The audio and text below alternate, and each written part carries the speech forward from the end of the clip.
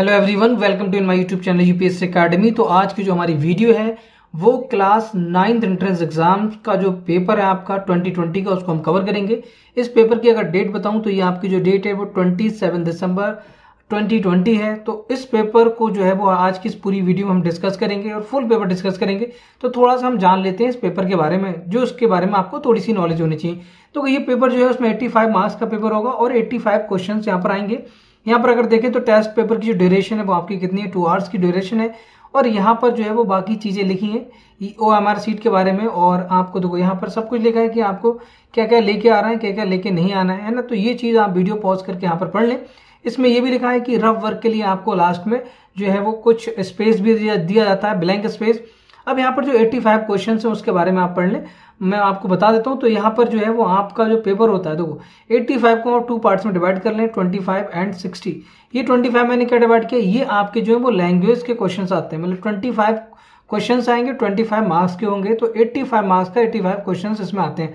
तो यहाँ पर जो आपको रहेगा हिंदी, आपका जो हिंदी, इंग्लिश, और आपका यहाँ पर है हिंदी, इंग्लिश एंड उर्दू। तो AMU में जो है उर्दू भी आती है, और तीनों मिलाकर 25 क्वेश्चंस यहाँ पर आएंगे और 25 मार्क्स होंगे।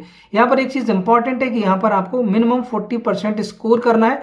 मतलब अगर आप 10 मार्क्स से कम स्कोर करेंगे, 40% का मतलब 10 मार्क्स हो गए, अगर आप 10 मार्क्स से कम स्कोर करेंगे तो यहाँ पर आपका सिलेक्शन नहीं होगा, ध्यान रखिएगा। फिर इसका दूसरा सेक्शन है, ये सेक्शन A है, और जो B सेक्शन है उसमें आपके होंगे यहाँ पर साइंस एंड आपका मैथ आता है। तो साइंस एंड मैथ आपका देखो टोटल 85 क्वेश्चंस आने, तो 85 मार्क्स के 85 क्वेश्चंस आएंगे, उसमें 25 हो चुके हैं, कितना बचा, 60 बचा। तो 60 जो है वो साइंस एंड मैथ के आते हैं। तो साइंस एंड मैथ के 30 क्वेश्चन आएंगे, और ये आपके 60 क्वेश्चन 60 मार्क्स के होंगे। यहाँ पर आपको 40% स्कोर करना जरूरी है, इसीलिए हिंदी, इंग्लिश और उर्दू पर भी आपको फोकस करना है। लगभग 7, 8, 9 इस तरह के क्वेश्चन रहते हैं, वो 1-2 वेरी कर सकता है ऊपर नीचे, है ना। तो यहाँ पर आपको, यहाँ पर अगर आपके 60 में 60 आ गए और यहाँ पर अगर आपके 9 आ रहे हैं, तो आप जो है वो आपको इंटरव्यू के लिए बुलाया ही नहीं जाएगा, कुछ भी हो जाए। चाहे उनका कट ऑफ जो है वो 50 का है आउट ऑफ 85, लेकिन यहाँ पर आपके आ रहे हैं 69, फिर भी आपका सिलेक्शन नहीं होगा, क्योंकि आपको यहाँ पर हिंदी, इंग्लिश, उर्दू में भी मिनिमम 40% मार्क्स चाहिए। तो ये इंपॉर्टेंट पॉइंट है, यहाँ पर आपको फोकस करना है। चलिए तो स्टार्ट करते हैं आज का पहला क्वेश्चन।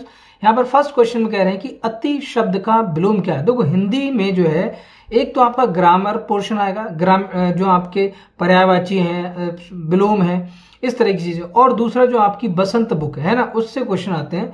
तो जो आपकी बसंत बुक है उससे आएंगे, उसमें आपको राइटर्स और चैप्टर्स नेम जो है वो वहां पर पता होना चाहिए। और कभी कभी जैसे अभी मैं बताऊंगा कि आपको सेकंड क्वेश्चन में किस तरह के, मतलब सेकंड किस तरह से उनको तैयार करना है। तो फर्स्ट यहाँ पर अति शब्द का विलोम, अति का मीन्स क्या होता है, अति मीन्स होता है अगर आपका विलोम निकालना है। अति मीन्स बहुत, मतलब कहते हैं बहुत अति कर दी, तो इस तरह से यहाँ पर हमारा हो जाएगा अति का हमें विलोम निकालना है।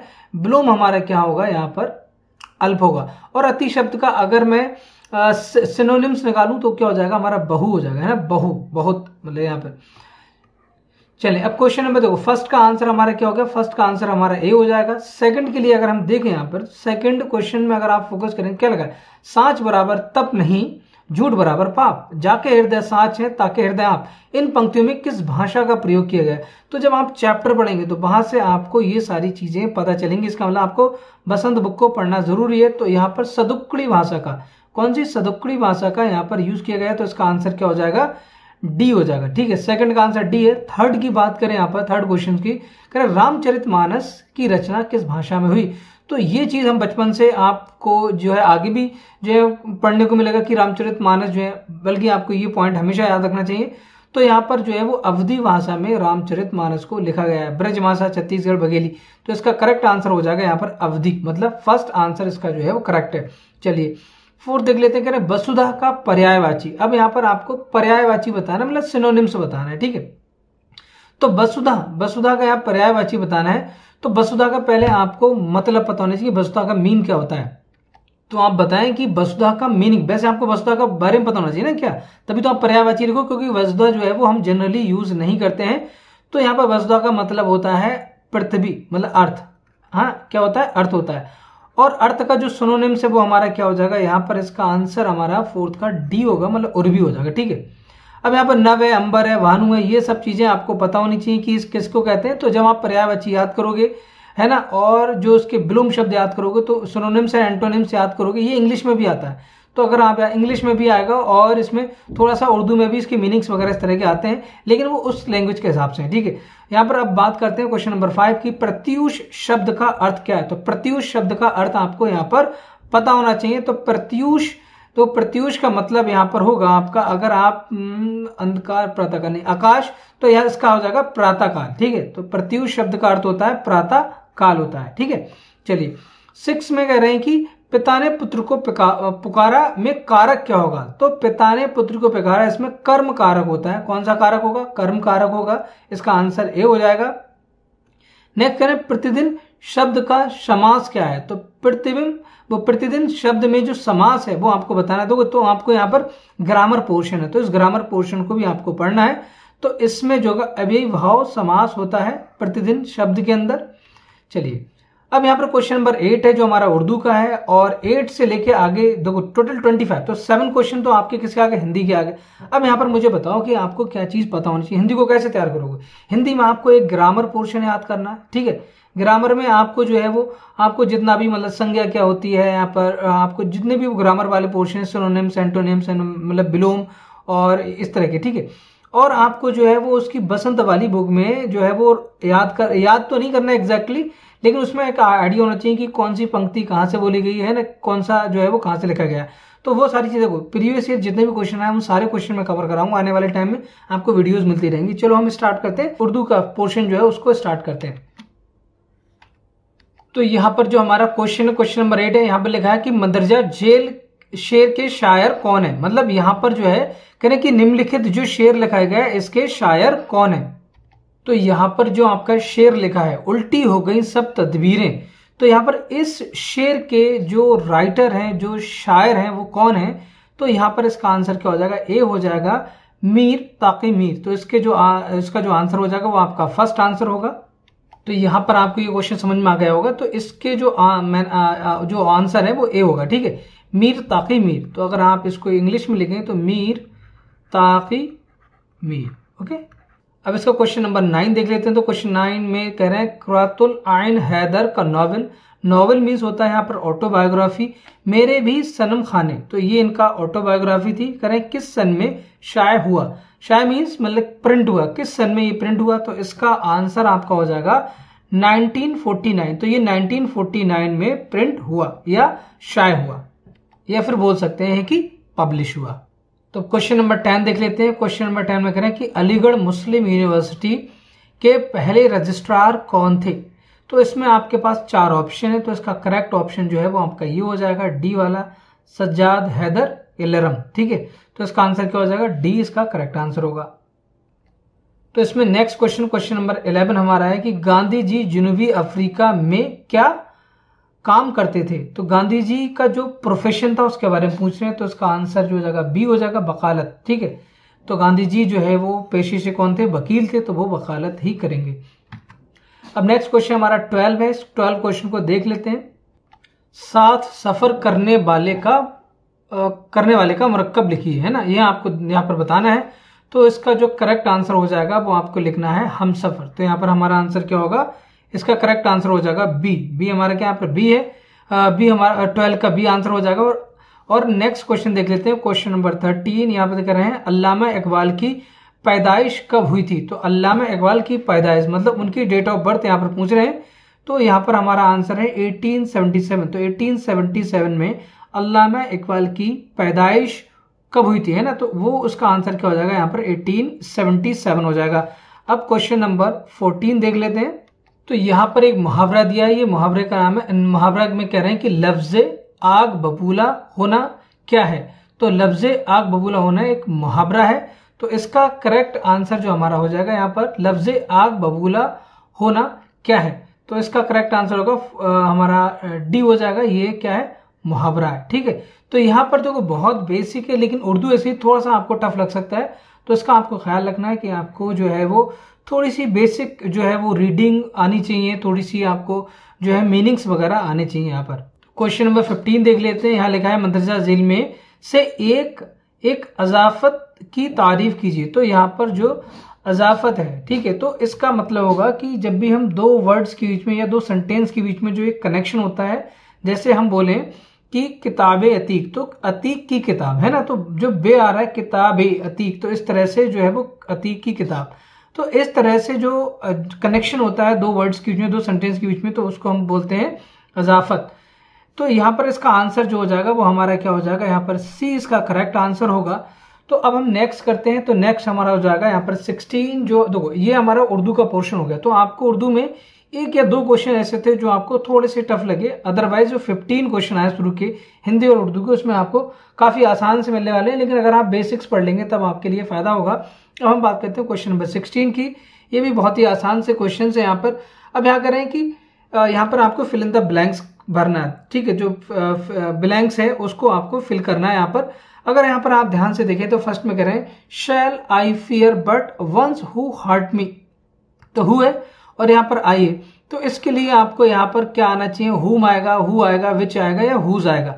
तो इसमें आपका करेक्ट आंसर क्या हो जाएगा, हुम इज द करेक्ट आंसर। करें हुम शैल, है ना, किसको, whom shall I fear but the once who hurt me.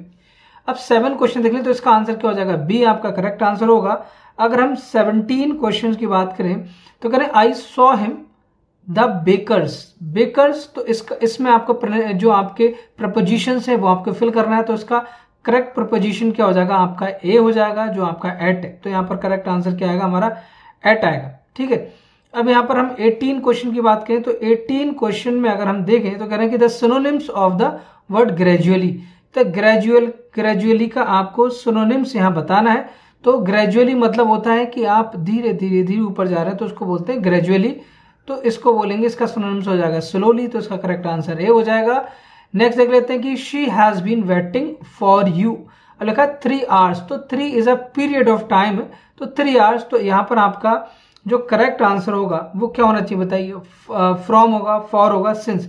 Since कब आता है, जब आपको एक पर्टिकुलर टाइम दिया हो तब आपका वहां पर क्या आएगा, सिंस आएगा, समझ रहे हैं आप।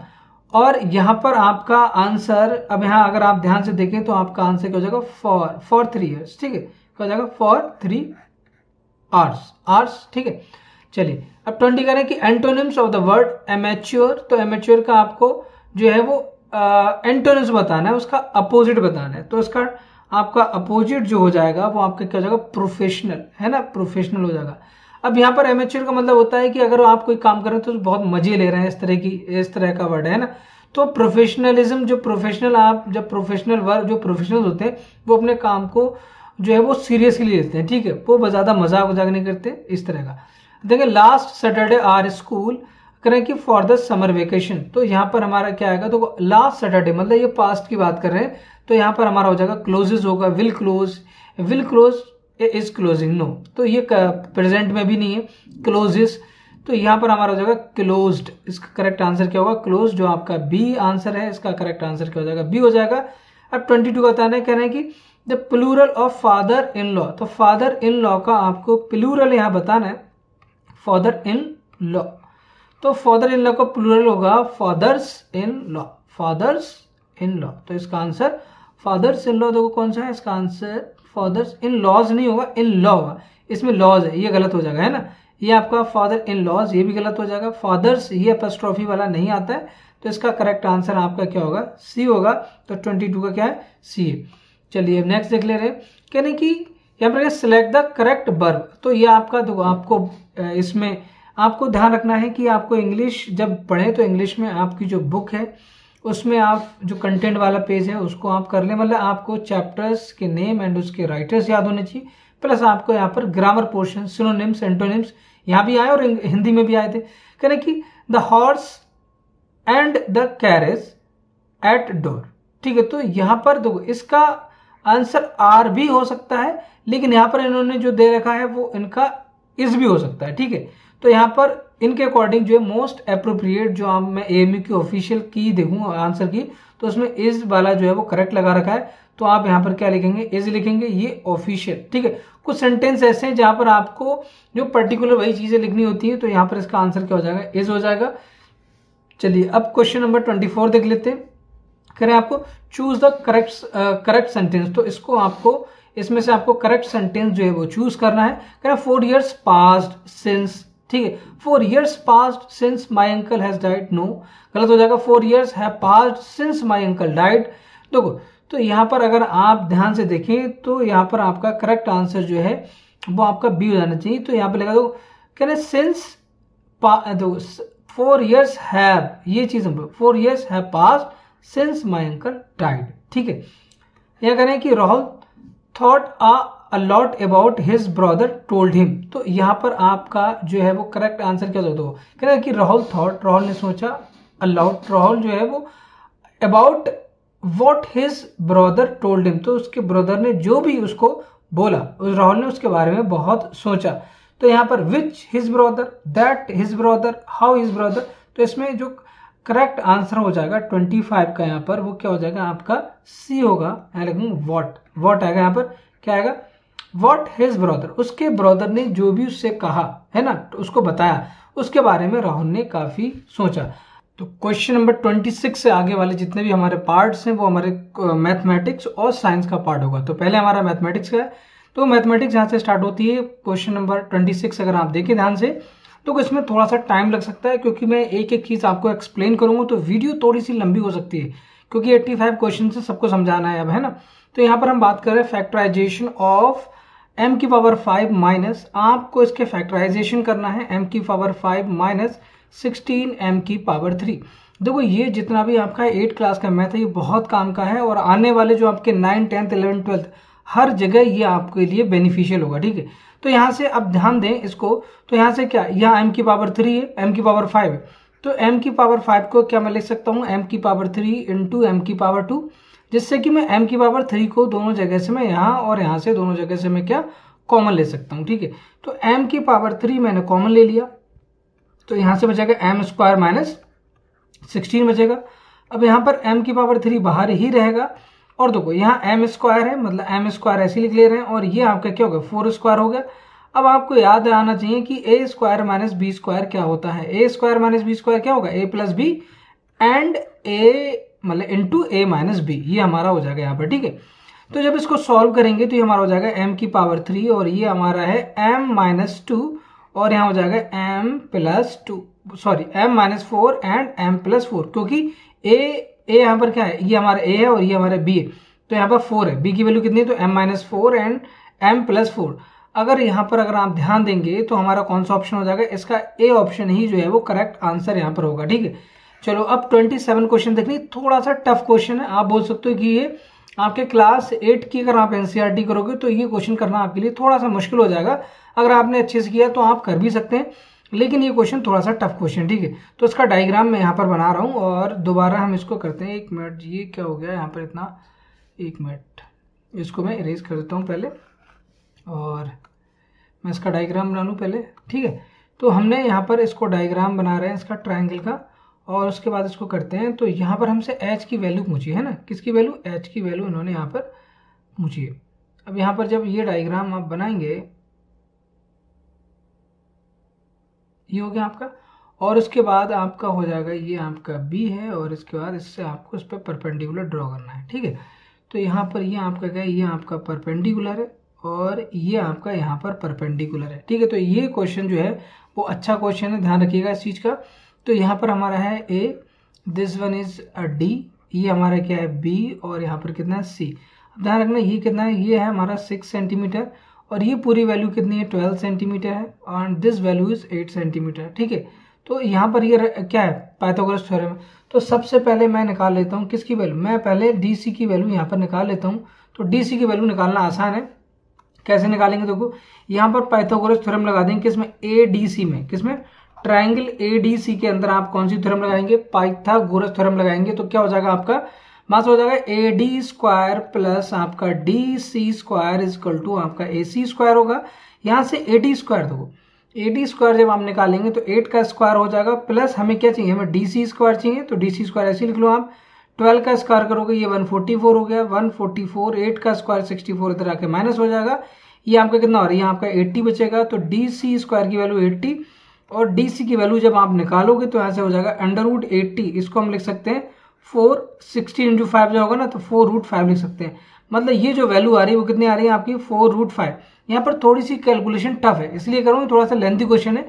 अब यहाँ पर अगर मैं ये वैल्यू निकालना चाहूँ, क्या डीवी की वैल्यू निकालना चाहूँ तो कितना हो जाएगा, ये टोटल वैल्यू 4√5 है, तो 4√5 माइनस आपका कितना हो जाएगा यहाँ पर 6, क्योंकि ये वैल्यू कितनी है यहाँ से यहाँ तक, ये वैल्यू आपकी 6 सेंटीमीटर है। ठीक है, तो यहाँ से मैंने ये वैल्यू निकाल ली। अगर आप ध्यान देंगे तो ये हमारा एच है, इस एच को निकालना है और यहाँ पर ये होगा।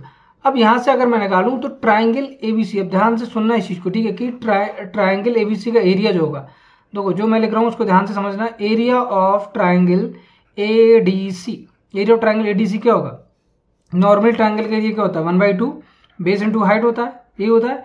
यहाँ से हम निकाल लेंगे क्योंकि यहाँ पर परपेंडिकुलर दिया है तो हम यहाँ से आराम से निकाल लेंगे। तो जब इसको सॉल्व करोगे तो ये देखो area of triangle ADC is equal to क्या होगा, एरिया ऑफ ट्राइंगल, ध्यान देना ADB, area of triangle ADB, ADB हो गया, plus area of triangle ABC, क्या एबीसी। ठीक है, अब तीनों में लगाना है तो यहाँ लगाना है आपको 1/2 बेस इंटू हाइट लगाना है, तो बेस हमारा क्या जाएगा, बेस हो जाएगा 4√5। ठीक है, बेस हमारा क्या हो जाएगा पूरे ट्राइंगल के लिए, एडीसी के लिए, ये एडीसी है, तो एडीसी के लिए देखेंगे तो बेस क्या डीसी है, डीसी की वैल्यू 4√5 दी है और हाइट कितनी इसकी 8 centimetre, equal to area of triangle ADB. तो एरिया ऑफ ट्राइंगल एडीबी मतलब ये वाला जो एरिया है और ये दोनों एरिया हमने यहाँ पर ऐड कर दिए, तभी तो ये पूरा एरिया हो गया। तो यहाँ से एरिया ऑफ ट्राइंगल एडीबी क्या हो जाएगा 1/2 वही होगा, तो 1/2 इंटू बेस कितना हो जाएगा, बेस हमारा यहाँ पर है, इसको हम ऐसे लिखेंगे 4√5 माइनस आपका 6 हो जाएगा और हाइट कितनी 8 है, प्लस ये आपको हो जाएगा 1/2 बेस कितना है इसमें, बेस आपका 12 हो जाएगा, यहाँ पर देखो बेस ये और हाइट हमारी कितनी, ये हाइट h है। ठीक है, ये आपका हो गया सही है। अगर आप ध्यान से देखें यहाँ पर तो 1/2 में यहाँ से कॉमन लेके इन दोनों को यहाँ से कट कर सकता हूँ, मैंने कर दिया। तो इन दोनों को मल्टीप्लाई करें कितना हो रहा है 32, कितना हो रहा है 32√5 इज इक्वल टू आपका हो जाएगा, यहाँ से आप अंदर मल्टीप्लाई करें 8 की तो एक क्या हो जाएगा 32√5 माइनस कितना हो जाएगा, ये 48 हो रहा है और यहाँ से हो जाएगा प्लस का 12h। सही है, तो ये देखो ये दोनों कैंसिल हो जाएंगे क्योंकि ये भी आपका पॉजिटिव और ये भी आपका पॉजिटिव, इधर आके ये माइनस हो जाएगा, ये वैल्यू माइनस है, माइनस वाली वैल्यू को लेफ्ट में लेके आओ तो ये वैल्यू आपकी हो जाएगी 48 इज इक्वल टू आपका क्या होगा 12h होगा। जब इसको सॉल्व करेंगे तो h की वैल्यू कितनी आ रही है, h की वैल्यू 48 डिवाइड बाई आपका 12 हो जाएगा, 12 से कट करेंगे तो ये होगा आपका 4, मतलब वैल्यू अगर ये सेंटीमीटर में दी है तो इसकी यूनिट भी क्या हो जाएगी 4 सेंटीमीटर, यहाँ पर फाइनल आंसर हो जाएगा। आप ऑप्शन अगर चेक करें तो 4 सेंटीमीटर इसका कौन सा ऑप्शन है, इन्होंने पूछा है आपसे area of triangle ABC, area of triangle ABC निकालना है और आपको निकालना है, देखो ये तो आपका हो जाएगा एरिया ऑफ ट्राइंगल एबीसी, तो एबीसी, एबीसी का तभी निकालेंगे जब आपको पता होगा। तो एरिया ऑफ ट्राइंगल एबीसी क्या हो जाएगा 1/2, बेस कितना है, बेस आपका 12 है और हाइट कितनी आ गई 4 आ गई, तो 2 से करेंगे तो 2 2 जा कितना हो रहा है 24 हो रहा है, 24 सेंटीमीटर स्क्वायर है, स्क्वायर सेंटीमीटर एंड 4 सेंटीमीटर, तो इसका आंसर क्या हो जाएगा 27 का जो हमारा आंसर होगा वो हमारा यहाँ पर सी हो जाएगा। ठीक है, चलो अब नेक्स्ट क्वेश्चन देख लो, क्या करें कि if the mean of y and y 1 + y is z। तो देखो इस तरह के क्वेश्चन जब आते हैं ना तो आपको बहुत ध्यान से करना है। कैसे, आप मीन का कंसेप्ट जानते हो, मीन कैसे निकालते हैं, मान लो कोई दो नंबर है ए और बी का अगर आपको मीन निकालना है आप क्या करोगे, सम करोगे दोनों को और डिवाइड बाई 2 से कर दो, क्यों, यहाँ पर नंबर ऑफ ऑब्जर्वेशन कितने 2 है, तो मीन का फॉर्मूला होता है sum of observation divide by number of observation. तो यहाँ से जब आप करेंगे तो mean of y + y + z, वो सॉरी y + 1/y, मतलब y और 1/y का जो मीन है इसका मतलब दोनों का सम डिवाइड बाई 2 करेंगे, उसकी वैल्यू कितनी दी इन्होंने z दी, लिख दिया हमने। यहाँ से आप क्रॉस मल्टीप्लाई कर लो तो y + 1/y is equal to आपका कितना आ रहा है 2z आ रहा है। हमें वैल्यू निकालनी है, हमें निकालना है देन मीन ऑफ दिस, इसका मीन निकालना है आपको, किसका मीन निकालना है y² + 1/y² डिवाइड बाई क्या करेंगे 2 करेंगे, तो ये आपका क्या हो जाएगा, यहाँ से ये आपको मीन निकालना है, ये वैल्यू आपको निकालनी है। ठीक है, अब यहाँ पर ध्यान दें तो ये वैल्यू आपकी क्या हो जाएगी, देखो इसको हम सॉल्व कर रहे हैं तो इसको जब सॉल्व करेंगे तो यहाँ पर हमें चाहिए y² + 1/y², तो क्या मैं यहाँ पर दोनों साइड में स्क्वायर कर सकता हूँ, मैंने यहाँ क्या कर दिया बोथ साइड स्क्वायर कर दिया, इधर भी कर दिया इधर भी, कोई दिक्कत नहीं है। तो लेफ्ट साइड ओपन करें, a + b का होल स्क्वायर क्या होता है a² + 2ab + b², तो यहाँ से हो जाएगा y² + 2ab कर ले तो 2y × 1/y कर ले यहाँ पर, और प्लस हो जाएगा b² 1/y², ये वैल्यू आपकी होगी 4z², क्या होगी 4z²। तो यहाँ से जब हम इसको सॉल्व करेंगे तो ये हो रही y² प्लस आपका 2 हो गया plus 1/y², 1/y² equal to 4z²। सही है। अब यहाँ पर ध्यान दें तो y² प्लस 1/y² मुझे यहाँ चाहिए और यहाँ वैल्यू आ जाएगी 4z² - 2। समझ रहे हैं आप? तो हमें चाहिए डिवाइड बाई 2 क्योंकि इसका मीन चाहिए। ध्यान रखना ये मीन हमें जो है वो धोखे से y² प्लस 1/y² की वैल्यू मत निकाल देना गलत। कहीं आप ऑप्शन इसका देखो ये भी दिया है, डी ऑप्शन दिया है इसका, लेकिन ये गलत हो जाएगा। इसका जो करेक्ट आंसर है वो क्या सी है। ठीक है, क्यों होगा? क्योंकि हमें इसका क्या निकालना है, मीन निकालना है। तो यहाँ दोनों तरफ 2 से डिवाइड कर दो, तो ये जब वैल्यू सॉल्व करोगे तो 2z² - 1 हो जाएगी। तो फाइनल जो आपका आंसर आएगा वो यहाँ पर क्या आ जाएगा, हमारा सी। सी इसका करेक्ट आंसर है। सही है। अब चलिए 29 क्वेश्चन देख लें। तो 29 में क्या कह रहे हैं, 29 क्वेश्चन को अगर आप सॉल्व करेंगे तो 29 में कह रहे हैं इफ अ नंबर इज कितना 42 more than the average of its half, 1/3 and 1/15। तो मान लेते हैं कोई नंबर जो हमारा है वो x है, x मान लो, a मान लो, b मान लो, जो भी आपको मानना है वो मान लें। तो ये नंबर है। अब इसका मीन निकालेंगे, एवरेज निकालेंगे। एवरेज या मीन एक ही बात होती है। किसका? 1/2, 1/3 और 1/15। तो इसका पहले करेंगे 1/2 मतलब x/2 हो जाएगा, प्लस फिर इसका क्या है 1/3 हो जाएगा x/3 प्लस 1/15 हो जाएगा x/5।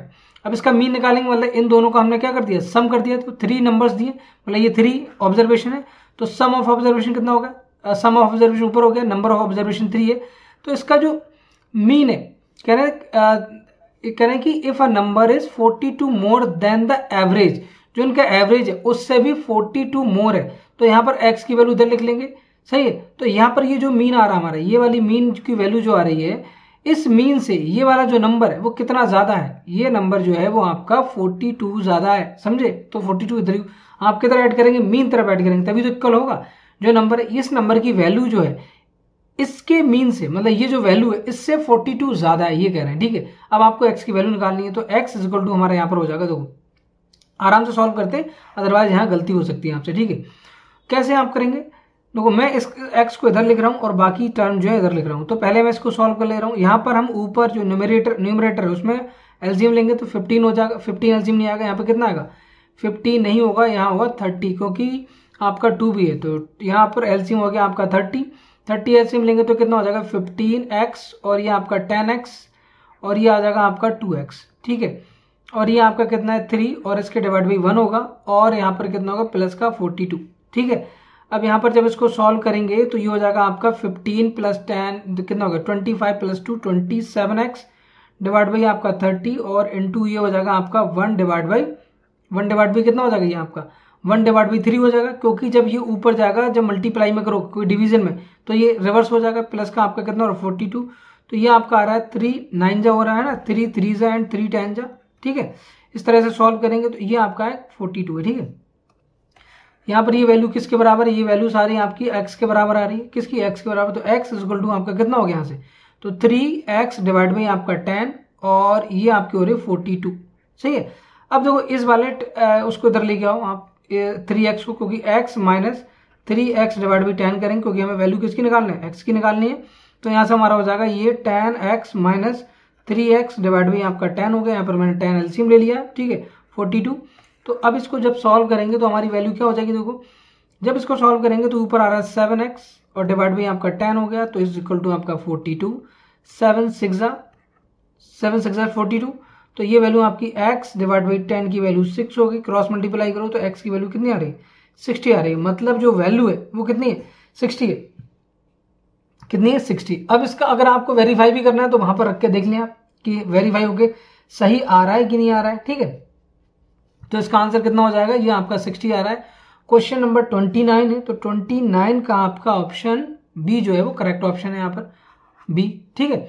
चलो अब ये क्वेश्चन देख लेते हैं। ये भी क्वेश्चन जो आपका 30 वाला है, ये थोड़ा सा, वैसे तो आपका ये क्वेश्चन जो है एनसीईआरटी से एकदम एनसीईआरटी को कॉपी कर दिया उन्होंने, है ना, लेकिन फिर भी आपको यहाँ थोड़ा सा जो है वो कॉम्प्लिकेटेड, देखो क्वेश्चन टफ नहीं है लेकिन फिगर को देख के आप थोड़ा सा कंफ्यूज हो सकते हो, इसलिए मैं फिगर को दोबारा बना लेता हूँ। यहाँ पर देखो मैं जो है वो थोड़ा सा बड़ा करके बना रहा हूँ यहाँ पे इस तरह से। समझ क्या करें, अगर आपको चीजें आती भी तो आप कॉपी और पेन ले लें और आराम से उसको सॉल्व करें। ठीक है। यहाँ पर इसके पैरेलल में मैंने इस तरह से एक पैरेललोग्राम बनाया और इसके पैरेलल में इस तरह से मैंने एक पैरेललोग्राम बनाया यहाँ पर, है ना, ये पैरेललोग्राम इधर हो गया इस तरह से। ओके, ध्यान दें। तो यहाँ से मैं नॉमेनक्लेचर करता रहूँगा। एक पैरेललोग्राम मेरा क्या ए बी और मेरा है सी और डी, दूसरा पैरेललोग्राम क्या पी, दूसरा तो कलर चेंज कर रहा हूँ, दूसरा पी क्यू और आर एस। ठीक है, तो यहाँ जो दिया है वो कितना दिया आपको 70 दिया है, 70 डिग्री। ठीक है, और ये वैल्यू आपको निकालनी है, ये वाली एक्स की वैल्यू निकालनी है आपको। ये आपको जो वैल्यू दी वो 120 दी है, कितनी दी है 120 डिग्री। अब देखो ये ट्राइंगल में अगर देखें, या तो मुझे ये वैल्यू पता चल जाए तो ये दोनों इक्वल होंगे, या फिर मुझे ये दोनों चीज़ें पता चल जाए, ये दोनों एंगल, ये एंगल और ये एंगल, है ना। तो मैं आराम से निकाल सकता हूँ। देखो कैसे निकालेंगे, ध्यान देना। यहाँ पर जब हम सॉल्व करेंगे तो कैसे करेंगे, देखो ये 120 है, कितना 120। अगर मैं ये एंगल निकालना चाहूँ तो मैं ये वाले एंगल के बराबर ये एंगल होगा, क्योंकि ये एक पैरेलल लाइन है, ये दोनों पैरेलल है, और ये हमारा क्या है, ये आपके जो है वो दो सेम एंगल हो जाएंगे। तो अगर ये 120 है तो ये आपका कितना होगा 60 हो जाएगा, तो ये भी आपका कितना होगा 60। बहुत सारे तरीके हैं इसके निकालने के, है ना, समझ नहीं समझे। ये 120 है तो ये आपका 120 है, और ये आपका कितना हो जाएगा 60 हो जाएगा, तो ये भी 60। अब ये आपका 120 है और ये 60 है, अब ये 60 और इन दोनों का तो क्या होता है, इन दोनों के लिए अगर आप ध्यान देंगे, इन दोनों का 60 और इन दोनों का जो सम होगा वो कितना होता है 180 होता है, तो ये 120 आ जाएगा। समझ रहे हैं आप, 60 हो गया। यहां से अब ये वैल्यू बताओ आप कितनी आएगी, ये वैल्यू आप कैसे निकालोगे। अब ये कितना है आपका, ये 70 है, तो ये भी क्या 70 होगा, नहीं होगा, क्योंकि यहां पर भी क्या है, ये दोनों मतलब आप बोल सकते हो कि R S parallel to QP, R S parallel to QP, और आपकी जो लाइन है D R is a transversal line, तो ये 70 हो गया। अब आप बताओ ये ट्राइंगल बनना है, इसको मैं अगर ओ बोल दूं तो ओ सी क्यू आपका क्या है, O C Q is a triangle. तो इसके करने के बहुत सारे तरीके हैं, ठीक है, तो जरूरी नहीं कि आप जो मैं कर रहा हूँ वही करूँ, जो मैं कर रहा हूँ वो भी सही है, और भी बहुत सारे तरीके हो सकते हैं। ठीक है, आप जो है वो ये एंगल ले सकते हो, या इस एंगल को सॉल्व करके आप अपोजिट बना सकते हो, क्योंकि ये एंगल और ये दोनों एंगल क्या होते हैं, सेम होंगे। तो यहाँ से हमारा हो जाएगा ट्राइंगल का सम कितना होता है, मतलब एक्स प्लस 60 प्लस 70 की वैल्यू 180 डिग्री हो जाएगी, कितनी 180 डिग्री। तो यहाँ से हो जाएगा x plus 130 is equal to आपका 180 हो रहा है। यहाँ से जब सॉल्व करेंगे तो x की वैल्यू हो जाएगी 180 माइनस 130, तो यहाँ से जब आप सॉल्व करेंगे तो ये वैल्यू कितनी आ रही है, ये वैल्यू आपकी 50 डिग्री आ जाएगी। मतलब इसका आंसर क्या होगा, x की वैल्यू 50 डिग्री। तो आंसर इसका बी जो है वो करेक्ट आंसर हो जाएगा। ठीक है, चलिए 31 देख लें। तो 31 हमारा क्या कह रहा है यहाँ पर, 31 को सॉल्व करेंगे, कह रहे हैं A can do a piece of work in 30 days. अब देखो इस तरह के क्वेश्चन जनरली जो है वो कंपटीशन में पूछे जाते हैं, जो छोटे लेवल कंपटीशन है उसमें। हालांकि वर्क एंड एनर्जी से क्वेश्चन तो बहुत बड़े बड़े कंपटीशन, मतलब यहाँ तक कि आईएएस का जो प्री होता है उसके अंदर सी सेट है वहां भी पूछा जाता है, लेकिन उसका लेवल डिफरेंट होगा। अब ये जो क्वेश्चन पूछा है थोड़ा सा आपके लेवल से हायर है ना, तो आपको ऐसे क्वेश्चन को अवॉइड करना है फर्स्ट टाइम में, क्योंकि आपने ऐसे क्वेश्चन नहीं किए, तो आप थोड़ा सा अवॉइड करें। अब जो ट्रिक मैं बता रहा हूँ वो ट्रिक हमेशा याद रखना, उसी मेथड से आपको हमेशा सॉल्व करना है। कभी भी वर्क का क्वेश्चन आए, कभी भी वर्क का क्वेश्चन आए तो आप अपने फ्यूचर तक के लिए याद रखो इस ट्रिक को, टेक्निक को, है ना। ये जो टेक्निक है वो हम जो है वो उसमें आपके यूपीएससी आईएएस या फिर एसएससी वालों के लिए पढ़ाते हैं। ठीक है, तो यहाँ पर आपको ध्यान रखना है, कहने कि ए जो है वो किसी वर्क को कितना 30 डेज में कर पा रहा है, कितना 30 डेज, तो यहाँ ऊपर दो क्या हमारा डेज है ना, और बी जो है वो उसी काम को कितने दिन में कर पा रहा है, 24 डेज में कर पा रहा है, कितना 24 डेज में कर पा रहा है। अब ध्यान दो, अब इन दोनों का हम क्या लेते हैं, हम इन दोनों का एलसीएम लेते हैं। यहाँ पर हम लेंगे एलसीएम, और यहाँ होगी एफिशिएंसी, मतलब इसको हम 3 कॉलम में ऐसे डिवाइड करते हैं, देखा जाए तो, है ना, ये 3 कॉलम में। तो एक में डेज होंगे, एक में आपका एफिशिएंसी होगी, और एक में एलसीएम। तो जिसकी ज्यादा एफिशिएंसी होगी उतना जल्दी काम करेगा। तो आप देख के बता सकते हैं किसकी एफिशिएंसी ज्यादा है ना। इसको एक और तरीका है, जैसे हम 1/30 एक दिन में इतना काम करेगा, ये 1/24 करेगा, वैसे मत करो। इन दोनों का आपको कुछ नहीं करना है, डेज दिए, डेज को ऐसे लिख लो, फिर आप एलसीएम ले लो। एलसीएम जब आप लेंगे, दोनों का एलसीएम कितना आएगा, 120 आ जाएगा, यहाँ से 120 आ जाएगा। अब ये आपका टोटल काम हो गया, इस काम को करना है। ठीक है, अब यहाँ से एफिशिएंसी निकाल लो। एफिशिएंसी कैसे निकालेंगे, इस 24 से इसको डिवाइड करो, एफिशिएंसी कितनी होगी 5 होगी, 24 से डिवाइड करेंगे तो 5। हमेशा ये नंबर जो ये एलसीएम हमेशा डिविजिबल होगा, क्योंकि हमने इन दोनों नंबर से ही लिया है ना वो एलसीएम। तो ये आपका 24 था, ये 30 से करेंगे तो कितना आ गया, ये 4 आ गया। मतलब ए की जो एफिशिएंसी है वो 4 है, और बी की एफिशिएंसी जो है वो 5 है। आपको टोटल 120 वर्क करना है। इसका मतलब ये हो गया कि बी जो है वो एक दिन में 5 काम करता है 120 में से, और बी जो है वो 4 काम करता है, इसीलिए वो कितना 30 दिन लगा रहा है। देखो ना, अगर 4 काम करेगा, 120 काम उसको करना है, तो वो 30 दिन में कितना करे, एक दिन में 4 कर रहा है तो 30 दिन में 120 कर लेगा। ऐसे ही अगर 24 डेज में वो कितना, एक दिन में अगर 5 काम कर रहा है तो 24 डेज में 120 कर लेगा। तो यही तो मैंने किया, कुछ नहीं किया। तो इन दोनों को हम ऐड करते हैं, टोटल एफिशिएंसी अगर दोनों मिलकर, यहाँ कह रहे हैं कि अगर दोनों वर्क साथ साथ करते हैं, A work together, then the number of days taken to complete the work are. तो आपको बताना टोटल एफिशिएंसी अगर यहाँ से निकालेंगे तो ये 5 + 4 9 हो जाएगी।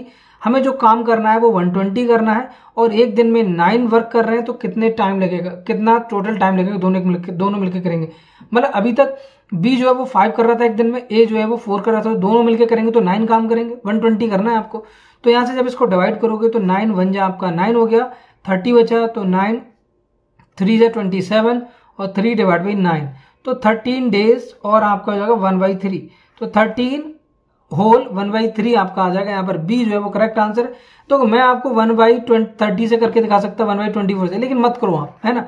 आपको जब आगे इस मेथड पे स्विच करना है तो आप अभी से सीखो ना, ज्यादा बेटर है। आप वीडियो को दोबारा देख लो, 3 बार देख लो, 4 बार देख लो, नो प्रॉब्लम, ठीक है। वो तो आप समझ ही रहे हो ना। तो इस चीज को आपको ख्याल रखना है। वीडियो लंबी जरूर होगी, लेकिन आपको सारी चीजें मैं डिटेल में बता रहा हूँ। इसी चक्कर में एक बार आप कंसेप्ट समझ लेंगे तो फिर कभी नहीं भूलेंगे, ठीक है।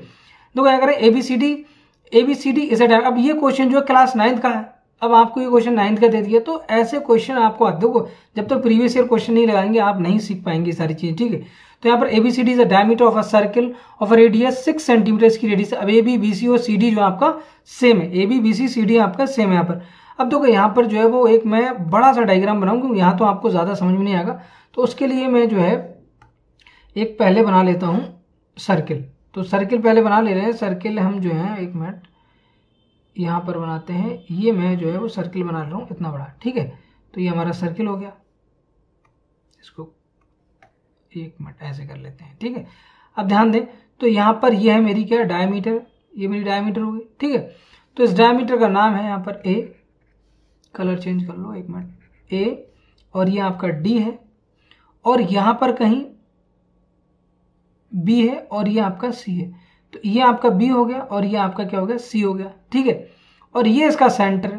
तो टोटल जो रेडियस है वो कितनी, 6 centimetre diameter, sorry, ABCD is a diameter of a circle, है ना, हाँ सही है। ABCD इज अ डायमीटर है, सर्किल की रेडियस कितनी, 6 सेंटीमीटर।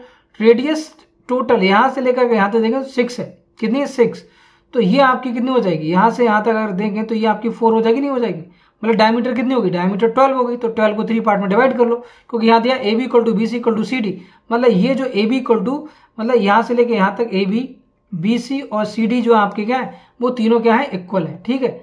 अब यहाँ पर अगर ध्यान दें तो ये वैल्यू कितनी है, ये वैल्यू आपकी 4 हो जाएगी और ये वैल्यू आपकी 2 हो जाएगी। तो यहाँ पर एक इन्होंने इस तरह से क्या बना रखा है, सेमी सर्किल बना रखा है। अब बताएं इस सेमी सर्किल की जो रेडियस होगी वो कितनी होगी, इस सेमी सर्किल की जो रेडियस हो जाएगी वो ओनली 2 सेंटीमीटर होगी, कितनी, 2 सेंटीमीटर होगी। यहाँ से मैं रेडियस को ड्रॉ कर ले रहा हूँ, ये कितनी है, ये आपकी 2 सेंटीमीटर है, क्योंकि ये टोटल 4 है, AB = 4 है। यहाँ से जो बन के आया इन्होंने इस तरह से इसको किया है ऐसे। अब इस वाले को इन्होंने क्या कर दिया, पूरा ये पूरा डार्क कर दिया। आपसे कह रहे हैं कि आपको बताना find the area of the shaded region. तो शेडेड रीजन का एरिया निकालना है। देखो कैसे निकालो, दो थोड़ा सा टफ क्वेश्चन, टफ क्या आपके लेवल के हिसाब से टफ है ना। तो एक तो एरिया आपको ये निकाल लो, बहुत आसानी से निकल जाएगा। फिर बाकी ये वाला एरिया कैसे निकालो, तो क्या मैं इस एरिया को, मतलब ये पूरा जो सेमी सर्किल है उसमें से अगर इस एरिया को सब्ट्रैक्ट कर दूं तो आ जाएगा मेरा, बिल्कुल आ जाएगा। तो पहले हम ये वाला एरिया निकाल ले रहे हैं। मैं एरिया का नाम रख देता हूँ, इस एरिया को 1 बोल दे रहा हूँ, और इस एरिया को मैं जो है देखो ये पूरा, मतलब इस एरिया को अब कैसे बताऊं मैं आपको, ये पूरा जो एरिया है वो 2 है पूरा एरिया, और ये मैं कर दे रहा हूँ 3, और ये वाला जो इधर वाला शेड एरिया वो 4 है, ठीक है। ऐसे याद रखना आप। अब रेडियस याद रखना, तो इसकी रेडियस क्या हो जाएगी, इसके लिए जो रेडियस वो आपकी कितनी है, आप देखें तो इसकी रेडियस 4 हो जाएगी। लेकिन बड़े वाले सर्किल की रेडियस कितनी है, वो रेडियस यहाँ से लेके यहाँ तक कितनी है, 6 सेंटीमीटर है। तो आपको एरिया ऑफ सर्किल आना चाहिए। एरिया ऑफ सर्किल आपका हो जाएगा πr² होता है, क्या होता है, πr², ठीक है। चले तो पहले इसका एरिया निकाल लो। इसका एरिया निकालेंगे तो एरिया ऑफ 1 का एरिया निकालेंगे, ऐसे करके लिख लेते हैं, एरिया ऑफ 1 है ना। तो यहाँ से हो जाएगा πr²। पाई की वैल्यू आप जो अगर यहाँ पर नहीं दिए तो आप 22/7 रख ले, या आप 3.14 भी रख सकते हैं। तो अभी मैं पाई की वैल्यू नहीं रख रहा हूँ, पाई के टर्म में निकाल रहा हूँ पहले, ठीक है। तो पाई के टर्म में निकाल लेंगे, तो यहाँ से पाई आर की वैल्यू यहाँ कितनी हो गई, यहाँ पर आर की वैल्यू जो हमारी वो 2 सेंटीमीटर है, तो r² मतलब 4, तो 4 पाई हो गई, ये वैल्यू 4 पाई। ये ऐड करना है और 4 का ऐड करना है। तो 4 का एरिया क्या होगा, एरिया ऑफ 4 का हमारा हो जाएगा area of second minus area of third. सही है, ये आपका हो गया। तो एरिया ऑफ सेकंड क्या हो जाएगा, पाई। सेम चीज है, आर का डिफरेंस यहाँ पर मैं R1 बोल दूं, इसको क्या बोल दूं, इसको R1 बोल दो, ये आप बोल दो R2, ठीक है, ये वाली बोल दो आप R3। सही है। तो अब आप निकालेंगे यहाँ पर जो इसका सेकंड का एरिया हो जाएगा पाई R2 square minus pi R3 square. सही है। तो पाई बाहर ले लो, R2 स्क्वायर कितना होगा 6 का स्क्वायर माइनस ये आपको हो जाएगा 4 का स्क्वायर। तो a square minus B square लगा दो, या ये नंबर छोटा है तो 36 माइनस 16 कर लो, 20 आ जाएगा। या फिर यहाँ पर a plus B, a minus B लगा सकते हैं। तो 6 प्लस 4 कितना हो जाएगा 10 हो जाएगा, और 6 माइनस 2 हो जाएगा, तो 10 इंटू 20 आ जाएगा। तो यहाँ से वैल्यू कितनी होगी 20 पाई होगी। तो इन दोनों एरिया को ऐड कर लो आप, इन दोनों एरिया को ऐड करेंगे तो कितना आ गया 24 पाई हमारे यहाँ पर आंसर हो जाएगा। अब देखो 24 पाई के टर्म में तो दिया नहीं है, तो आप क्या करेंगे 24 पाई हमारा आंसर हो गया। यहाँ पर 24 पाई, एक मिनट यहाँ पर मैंने थोड़ा सा गलत कर दिया। यहाँ पर इसको हमें क्या करना है, हाफ करना है, ठीक है, क्योंकि ये जो एरिया मैंने सॉरी उसके लिए है ना, पाई आर स्क्वायर नहीं होगा, यहाँ पर जो एरिया हो जाएगा वो आपका डिवाइड बाई 2 होगा। कोई एरिया ऑफ सर्किल होता है पाई आर स्क्वायर, लेकिन यहाँ तो सेमी सर्किल है तो 1/2 होगा यहाँ पर, है ना। तो यहाँ भी हम क्या करेंगे, ये भी हमारा 2 आ जाएगा। मतलब आपको 24 का हाफ कर देना, मतलब 12 पाई आ जाएगा। कितना आ जाएगा 12 पाई। यहाँ पर जो होगा हमारा डिवाइड बाई 2 करेंगे तो कितना आ जाएगा 12 पाई, और पाई की वैल्यू आप रख दें 12 इंटू पाई की वैल्यू 3.14 ही रख दो, ज़्यादा अच्छा रहेगा क्योंकि ये कटेगा नहीं 7 से। तो ये आपका कितना आ रहा है, आप यहाँ से मल्टीप्लाई करें 12 इंटू 4 कितना हो जाएगा 48, और 12 और 4 कितना 16 हो जाएगा, और 36 37.68 आपका जो है वो आंसर। अब देखो ये जो क्लोजेस्ट आंसर वो आपका कितना है, ये वाला हो जाएगा। तो 37.70 आपका यहाँ पर आंसर हो जाएगा। 32 का जो आंसर है वो आपका यहाँ पर सी जो है वो करेक्ट आंसर होगा, ठीक है। अब यहाँ पर देखें आप इस क्वेश्चन को, ये बहुत ही आसान सा क्वेश्चन है और बहुत ही ईजी। तो यहाँ पर एरिया ऑफ सर्किल जो है वो जरूर पाई आर स्क्वायर होता है, वो थोड़ी सी कैलकुलेशन मिस्टेक हो जाती है कभी कभी, है ना, करते समय। लेकिन हमें यहाँ एरिया ऑफ सेमी सर्किल लगाना था, तो सेमी सर्किल का जो एरिया होगा वो 1/2 पाई आर स्क्वायर, मतलब उसका हाफ हो जाएगा, ठीक है। तो यहाँ करें Sita and Gita go for swim after a gap of, तो सीता और दूसरा कौन है गीता, ठीक है। तो ये दोनों जो है वो स्विम के लिए जाते हैं, ये गैप कर रहे हैं एवरी 2 डेज, मतलब हर 2 दिन के बाद, और ये हर 3 दिन के बाद जो है स्विम करने जा रहे हैं, ठीक है। जैसे मान लो इन्होंने स्टार्ट किया कब से, if on 1 January both them went to swim together, मतलब इन्होंने 1 जैन को स्टार्ट किया, दोनों लोग गए, यहाँ पर सीता भी थी और यहाँ पर गीता भी थी, दोनों लोग गए। तो यहाँ पर कह रहे हैं कि अगला जो दिन होगा, अब ये सीता जो है वो 2 दिन बाद जाएगी और गीता 3 डेज बाद जाएगी। तो कभी भी इस तरह के क्वेश्चन होंगे तो आपको क्या करना है, कुछ नहीं करना है, दोनों का एलसीएम लेना है। यहाँ पर 2 हो सकता है, 5 हो सकता है, 6 हो सकता है, 7 हो सकता है, जो भी नंबर है सिंपली आपको दोनों नंबर की एलसीएम लेना है। अब यहाँ पर एलसीएम 6 आ रहा है, कुछ नहीं करना है, इस 1 जनवरी में उसको ऐड कर देना है, तो आपका कितना हो गया 7। तो नेक्स्ट जो होगा वो 7 जैन को दोनों मिलेंगे, ठीक है। इतना छोटा क्वेश्चन था, इसको तो आप ऐसे भी कर सकते थे, ठीक है। तो देखो ऐसे भी कर सकते थे, 1 जनवरी को दोनों लोग गए, 1 जनवरी 2 3 4 5 6 7 8 9 ऐसे लिख लो, है ना। तो 1 जनवरी को सीता एंड गीता दोनों गए, ठीक है। अब जो सीता होगी वो 2 दिन के बाद जाएगी, 2 दिन के बाद मतलब एवरी 2 डेज के बाद। तो वो आपका क्या होगा, देखो यहाँ पर अगर आप ध्यान देंगे तो, और वो कितने बाद दिन के बाद जा रही, 3 डेज के बाद जा रही, कितने दिन के बाद 3 डेज के बाद, समझ रहे हैं आप। तो यहाँ पर एवरी 3 डेज एंड, तो यहाँ पर चलेगी एवरी 2 डेज के बाद, मतलब आपका कितना हो जाएगा, यहाँ पर आपका हो जाएगा 4, ये जा रही है आपके एवरी 2 डेज के बाद, 2 डेज 3 डेज के बाद 4 के बाद 7 आ जाएगा। और ऐसे ही आपका कितना हो जाएगा, ये 3 के बाद 5 और 7, दो यहाँ पर ये जा रही है एवरी 2 डेज के बाद, तो 3 है ना, 3 हो जाएगा। और 3 के बाद आपका फिर आपका आएगा 5, 3 के बाद 5 और 5 के बाद फिर ये 7। यहाँ अगर गीता की बात करें, गीता जाएगी 4 डेज, मतलब 3 दिन के बाद जाना है, फिर वो 7 डेज। तो ऐसे भी आप कर सकते हो, ठीक है। अल्टीमेटली आपको क्या करना है, एलसीएम लेना है, सिंपल सा है, बहुत आसान सा। चलिए नेक्स्ट देख लें। तो 34 में कह रहे हैं कि आपको बताना है कि हाउ मेनी नेचुरल नंबर्स, आपको बताना है कि कितने नेचुरल नंबर्स हैं, यहाँ पर कितने नेचुरल नंबर्स हैं जो lie between 52 square and 53 square. ये बहुत ही आसान है, square and square root chapter से है।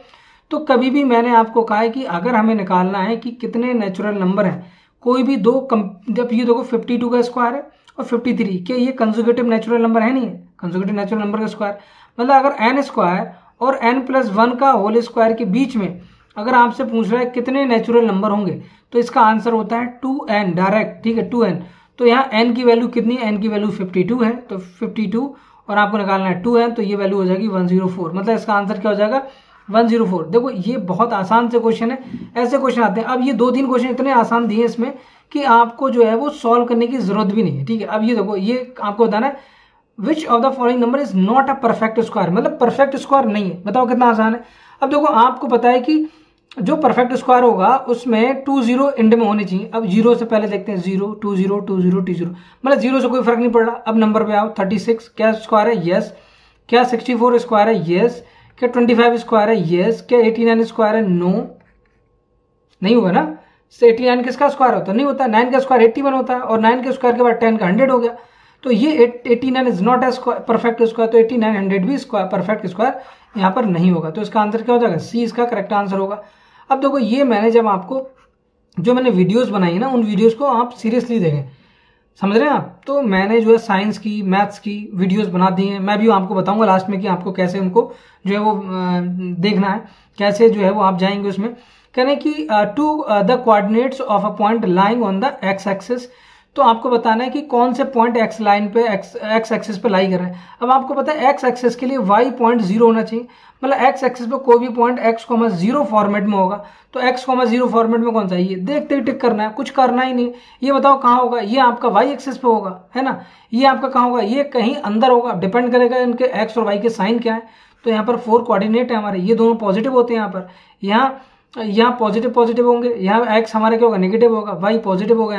यहाँ पर दोनों नेगेटिव होते हैं, मतलब x और y दोनों नेगेटिव। यहाँ x पॉजिटिव हो जाएगा और y जो हो जाएगा वो नेगेटिव हो जाएगा, है ना। ये 4 क्वाड्रेंट होगा। ये हमारा क्या होगा, ये हमारा सेंटर होगा, जिसको ओरिजिन जिसको बोलेंगे, और इस पे 0 0 होंगे, ठीक है। अब यहाँ देखें कह रहे हैं रूपा गेट्स 98 मार्क्स इन हर एग्जामिनेशन, उसको 98 मार्क्स मिले। कह रहे this amounts 56% of the total marks, what is the maximum marks, ठीक है। अब ध्यान दें, रूपा है, रूपा को कितने नंबर मिल रहे हैं यहाँ पर, 98 मार्क्स मिले। तो 98 जो मार्क्स है उनकी वैल्यू जो है वो 56% के बराबर है ना। कह रहे मैक्सिमम मार्क्स, हम मान लेते हैं मैक्सिमम जो मार्क्स है वो x है ना, x। तो 98 जो वैल्यू है, मतलब हम ऐसे बोल सकते हैं कि अगर मैं टोटल मार्क्स का 58% निकालूं तो कितना आ जाएगा, 58% की जो वैल्यू आएगी वो आपकी क्या होगी। तो हम बोले कि 58 नहीं, 56% of x is equal to क्या होगा, वो 98 होगा। तो अब ये चीज आपको सॉल्व करनी आनी चाहिए कि इसको हम कैसे सॉल्व करेंगे। तो इसको कैसे सॉल्व करें, 56 मैंने परसेंटेज की बारे में बताया कि आपको उसके 1/100 लिखना है, और ये ऑफ की जगह आपको क्या लिखना होता है, मल्टीप्लाई लिखना होता है। 98 हो गया आपका, सही है। अब यहाँ से x डिवाइड भी आपका कितना हो गया 100, और इज इक्वल टू आपका हो जाएगा 98 डिवाइड बाई 56, ठीक है। अब यहाँ से जो है वो आप इसको सॉल्व कर लो, 2 से कर लें, 4 से कर लें, 4 से हो जाएगा यस, 4 से भी हो जाएगा। 2 से कर लें तो 2 से करेंगे तो ये 49 आ जाएगा, और 2 से करेंगे तो ये कितना आ जाएगा 2, और ये आपका 23 है ना, कितना 28 हो जाएगा, 3 नहीं होगा, 28 हो जाएगा, है ना। 7 7 जा, 7 4 जा, है ना। अब यहाँ देखें तो x की वैल्यू कितनी हो रही है ना, 7 इंटू आपका कितना, ये 100 को उधर ले जाओ और डिवाइड बाई 4 से करेंगे तो कितना होगा 25। अब इसको आप मल्टीप्लाई कर लें तो कितना हो जाएगा आपका 175 आंसर आ रहा है, ठीक है। अगर यहाँ 8 होता तो 200 आ जाता। तो मैं आप जो है वो कैलकुलेशन को डायरेक्ट भी आपको करनी आनी चाहिए। तो 175 इसका करेक्ट आंसर होगा। तो 37 का जो आंसर है वो कितना है, यहाँ पर सी जो है वो करेक्ट आंसर हो जाएगा यहाँ पर, ठीक है। तो ये आसान से क्वेश्चन है। अब देखो यहाँ आगे कराने से पहले मैं आपको ऐसे बताऊं कि आपको करना कैसे। देखो एक एक क्वेश्चन आप कर पाओगे अगर आप जो वीडियोस मैंने बनाई है वो आपको हो सकता है कि बोरिंग लगे, उसमें व्यूज वगैरह अगर मैं देखूं तो बहुत कम आ रहे हैं। इस तरह से तो नहीं होना चाहिए, लेकिन क्या होता है ना कि वहां पर जो है वो बेसिक मैंने समझाया, तो बोरिंग आपको बनना ही है। लेकिन अगर आप उसको ध्यान से कंसंट्रेट होके क्लास की तरह सुनोगे, क्योंकि वो एंटरटेनिंग के लिए थोड़ा वीडियो बनी है, वो वहां पर आप क्लास ले सकते, क्लासेस है पूरी प्रॉपर, है ना। एक एक पॉइंट एनसीईआरटी का मैंने उसमें पढ़ाया। अब जाना कैसे है, आप जो है वो गूगल अपने यूट्यूब चैनल पर जाएं, यूट्यूब चैनल पर जाकर आपको जो है वो लिखना है यूपीएससी एकेडमी। अगर आपने मुझे सब्सक्राइब किया तब तो आपको नोटिफिकेशन मिलते रहते होंगे। तो आपको कुछ नहीं करना है, आपको यूपीएससी एकेडमी लगातार, अगर आप नए हैं तो लगातार यहाँ पे देखो, ये वाला मेरा जो है वो चैनल है, यहाँ पर आपको उर्दू वगैरह सब मिल जाएंगी, ठीक है। अब यहाँ पर अगर आप ध्यान से देखें तो यहाँ पर प्ले लिस्ट में आप जाएंगे, कहाँ जाएंगे, प्ले लिस्ट में। अगर मैं प्ले लिस्ट में जाऊँ तो यहाँ देखो ये मैंने जो है वो बना रखी है प्ले लिस्ट में। अगर आप ध्यान दें तो ये आपकी प्ले लिस्ट जो है, 1 मिनट, हाँ ये आपकी होगी play list. 1 minute, created play list में अगर मैं जाऊँ तो आपकी, हाँ ये सारी आएंगी, ठीक है। तो यहाँ देखो ये आपकी क्या है, ये आपकी जो है वो क्लास 8 साइंस, पूरा साइंस है इसमें उर्दू है पूरा। ये वाला आपका मैथ है। अगर मैं उसको आपको दिखाऊं थोड़ा सा तो यहाँ देखें, 1 मिनट मैंने थोड़ा सा गड़बड़ कर दिया यहाँ पे। देखो ये आपका क्या है, क्लास 8 साइंस है, ये उर्दू है, ये क्लास 8 मैथमेटिक्स है। अब यहाँ 10 में अगर आप नवोदय की तैयारी करें तब भी आपके लिए बेहतरीन है। इंडो इस्लामिक की कुछ ये 11 के लिए है, ये आपको नहीं देखना है, BHU के लिए है।